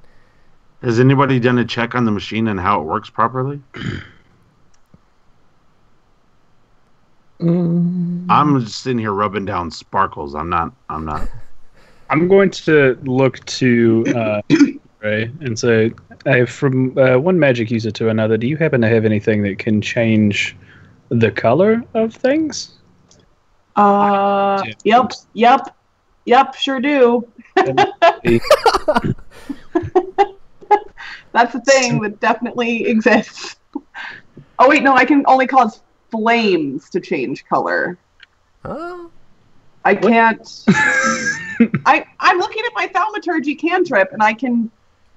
It says I can make my voice louder. I can do a bunch of stuff to flames. I can cause harmless tremors. I can create an instantaneous sound. I can alter the appearance of my eyes. Do we want to stick one of my eyeballs in the machine? Like, there's replacement eyeballs around. I can cause a door or window to fly open or slam shut. That's all it says. What if so let you change the color of like fire and stuff like that, but it doesn't let you change the color of like liquid? Yeah. It says you cause flames to flicker, brighten, dim, or change color for 1 minute. That's all cool. It says. What if you put useless paper from a useless book in one of the vials, set it on fire, and change it to yellow? So that way it's in the vial and it's giving off a yellow flame. I would. The book doesn't say that it needs to be a liquid. It just says that it needs to be yellow. Right, but based on how the machine. Let's give it a shot. That's all I'm going to say. Yeah, can't hurt. Can't trip. Or Like, what if it was just like yellow light near the thing? I don't know. I mean, if you made fire, that'd be light, right? Yeah, let's do it. So put the yellow fire over I the. can't create fire, so we still need to have. We can just light a piece of paper from the book. Fire. Most of the light that comes into this place is our torches, like on the sides of the wall. So there are like torches around. I've got 10 torches. Somebody grab a torch and just hold it up to the place where the vials go. As that happens, I continue to stroke Sparkles just to keep him calm. Like, it's okay. It's okay. Belmo just lights a torch and holds it out over the machine then. Gotcha. Just eating apples. And can you just do your spell, or? I mean, there's no die roll for thaumaturgy. Yeah, it's cantrip. You don't. That doesn't take up any more slots or anything. No, it's a cantrip. Oh, it's a cantrip. Cool. So I'm making the fire as yellow as possible. It's canary freaking yellow. Okay, so it definitely burns bright, and as you have to bring it over to like the portal or the circle, the runes like that are on the ground, and it seems like you see the like a glimmer as you have the torch close to it. It seems like the portal starts to appear, but it doesn't seem like it's big enough to actually work properly, or like it just needs to be brighter. So maybe there needs to be more fire or more light or something like that that's shining on that thing, because normally the light from that would just do like a beam almost from the outside light directly on that. I'm not quite sure how the machine focuses the light in that way, but it shines it onto the floor in a specific way. All right, so we need to get something into the machine then. You don't want to just keep adding torches to it? I could light a few torches. I've got 10, so we could. I also have 10. We can just have a juggling of torches. All right, so let's have 4 torches lit. No, let's do it. Here we go. Put 4 torches around it. Yeah. Yeah. Okay, and Crystal, are you gonna? Sure, I'm gonna make them all yellow. We got a bunch of yellow torches. Okay, when you have it surrounded all the way around it, the portal actually like comes to life, and like it looks like you could stand on it, and it would, if you do like when you try to like test it with Arcana, it seems like it's solid enough for someone to pass through. Well, one question about the room. Yes. There is no discernible way to continue going up the tower, right? Right. Okay. It seems like if you... For Isabel! And Belmo jumps in the portal. I'll follow. Here we go, I'm in. I also follow. Nice. I guess Folly's going too. Leroy! Yeah! Does Sparkles follow its new master? You all appear on the roof of the tower. Like it teleported you up to the top of the tower, and you see yellow runes around your feet as you're standing on the top of the tower. And you see a man in a purple robe standing near a desk with a bunch of papers on it, looking through like a looking glass, and there's like a telescope pointed towards the town. He's looking towards, and he turns around. And I was like, I didn't think you'd make it this far. And like flings open his robe or whatever. And you can see like he has a couple green gems on him and like a rod and stuff. And we would have to go into initiative at this point. But I think we might pause it here. Sounds like a good idea. Dun, dun, dun, dun. Did Sparkles follow me in? You can see tentacles coming through as we end. As we enter. They're just like coming through the portal. I just can't wait until next week where Roy's like, and the wizard is for his first turn closes the portal, and so the tentacles just get lopped off. Don't hate on That's- Sparkles. Dude, I'm This pretty campaign sure is Alright. if an all animal about dies every episode, animals. I'm gonna get a call from PETA or something. That'd be terrible. That's fine. PETA euthanizes a great deal of animals. They're just imaginary animals. They're not real. Yeah. I'm still sad. PETA kills Poor twerp. Okay. Yeah, so this has been the epic tales of Misplaced Meeples.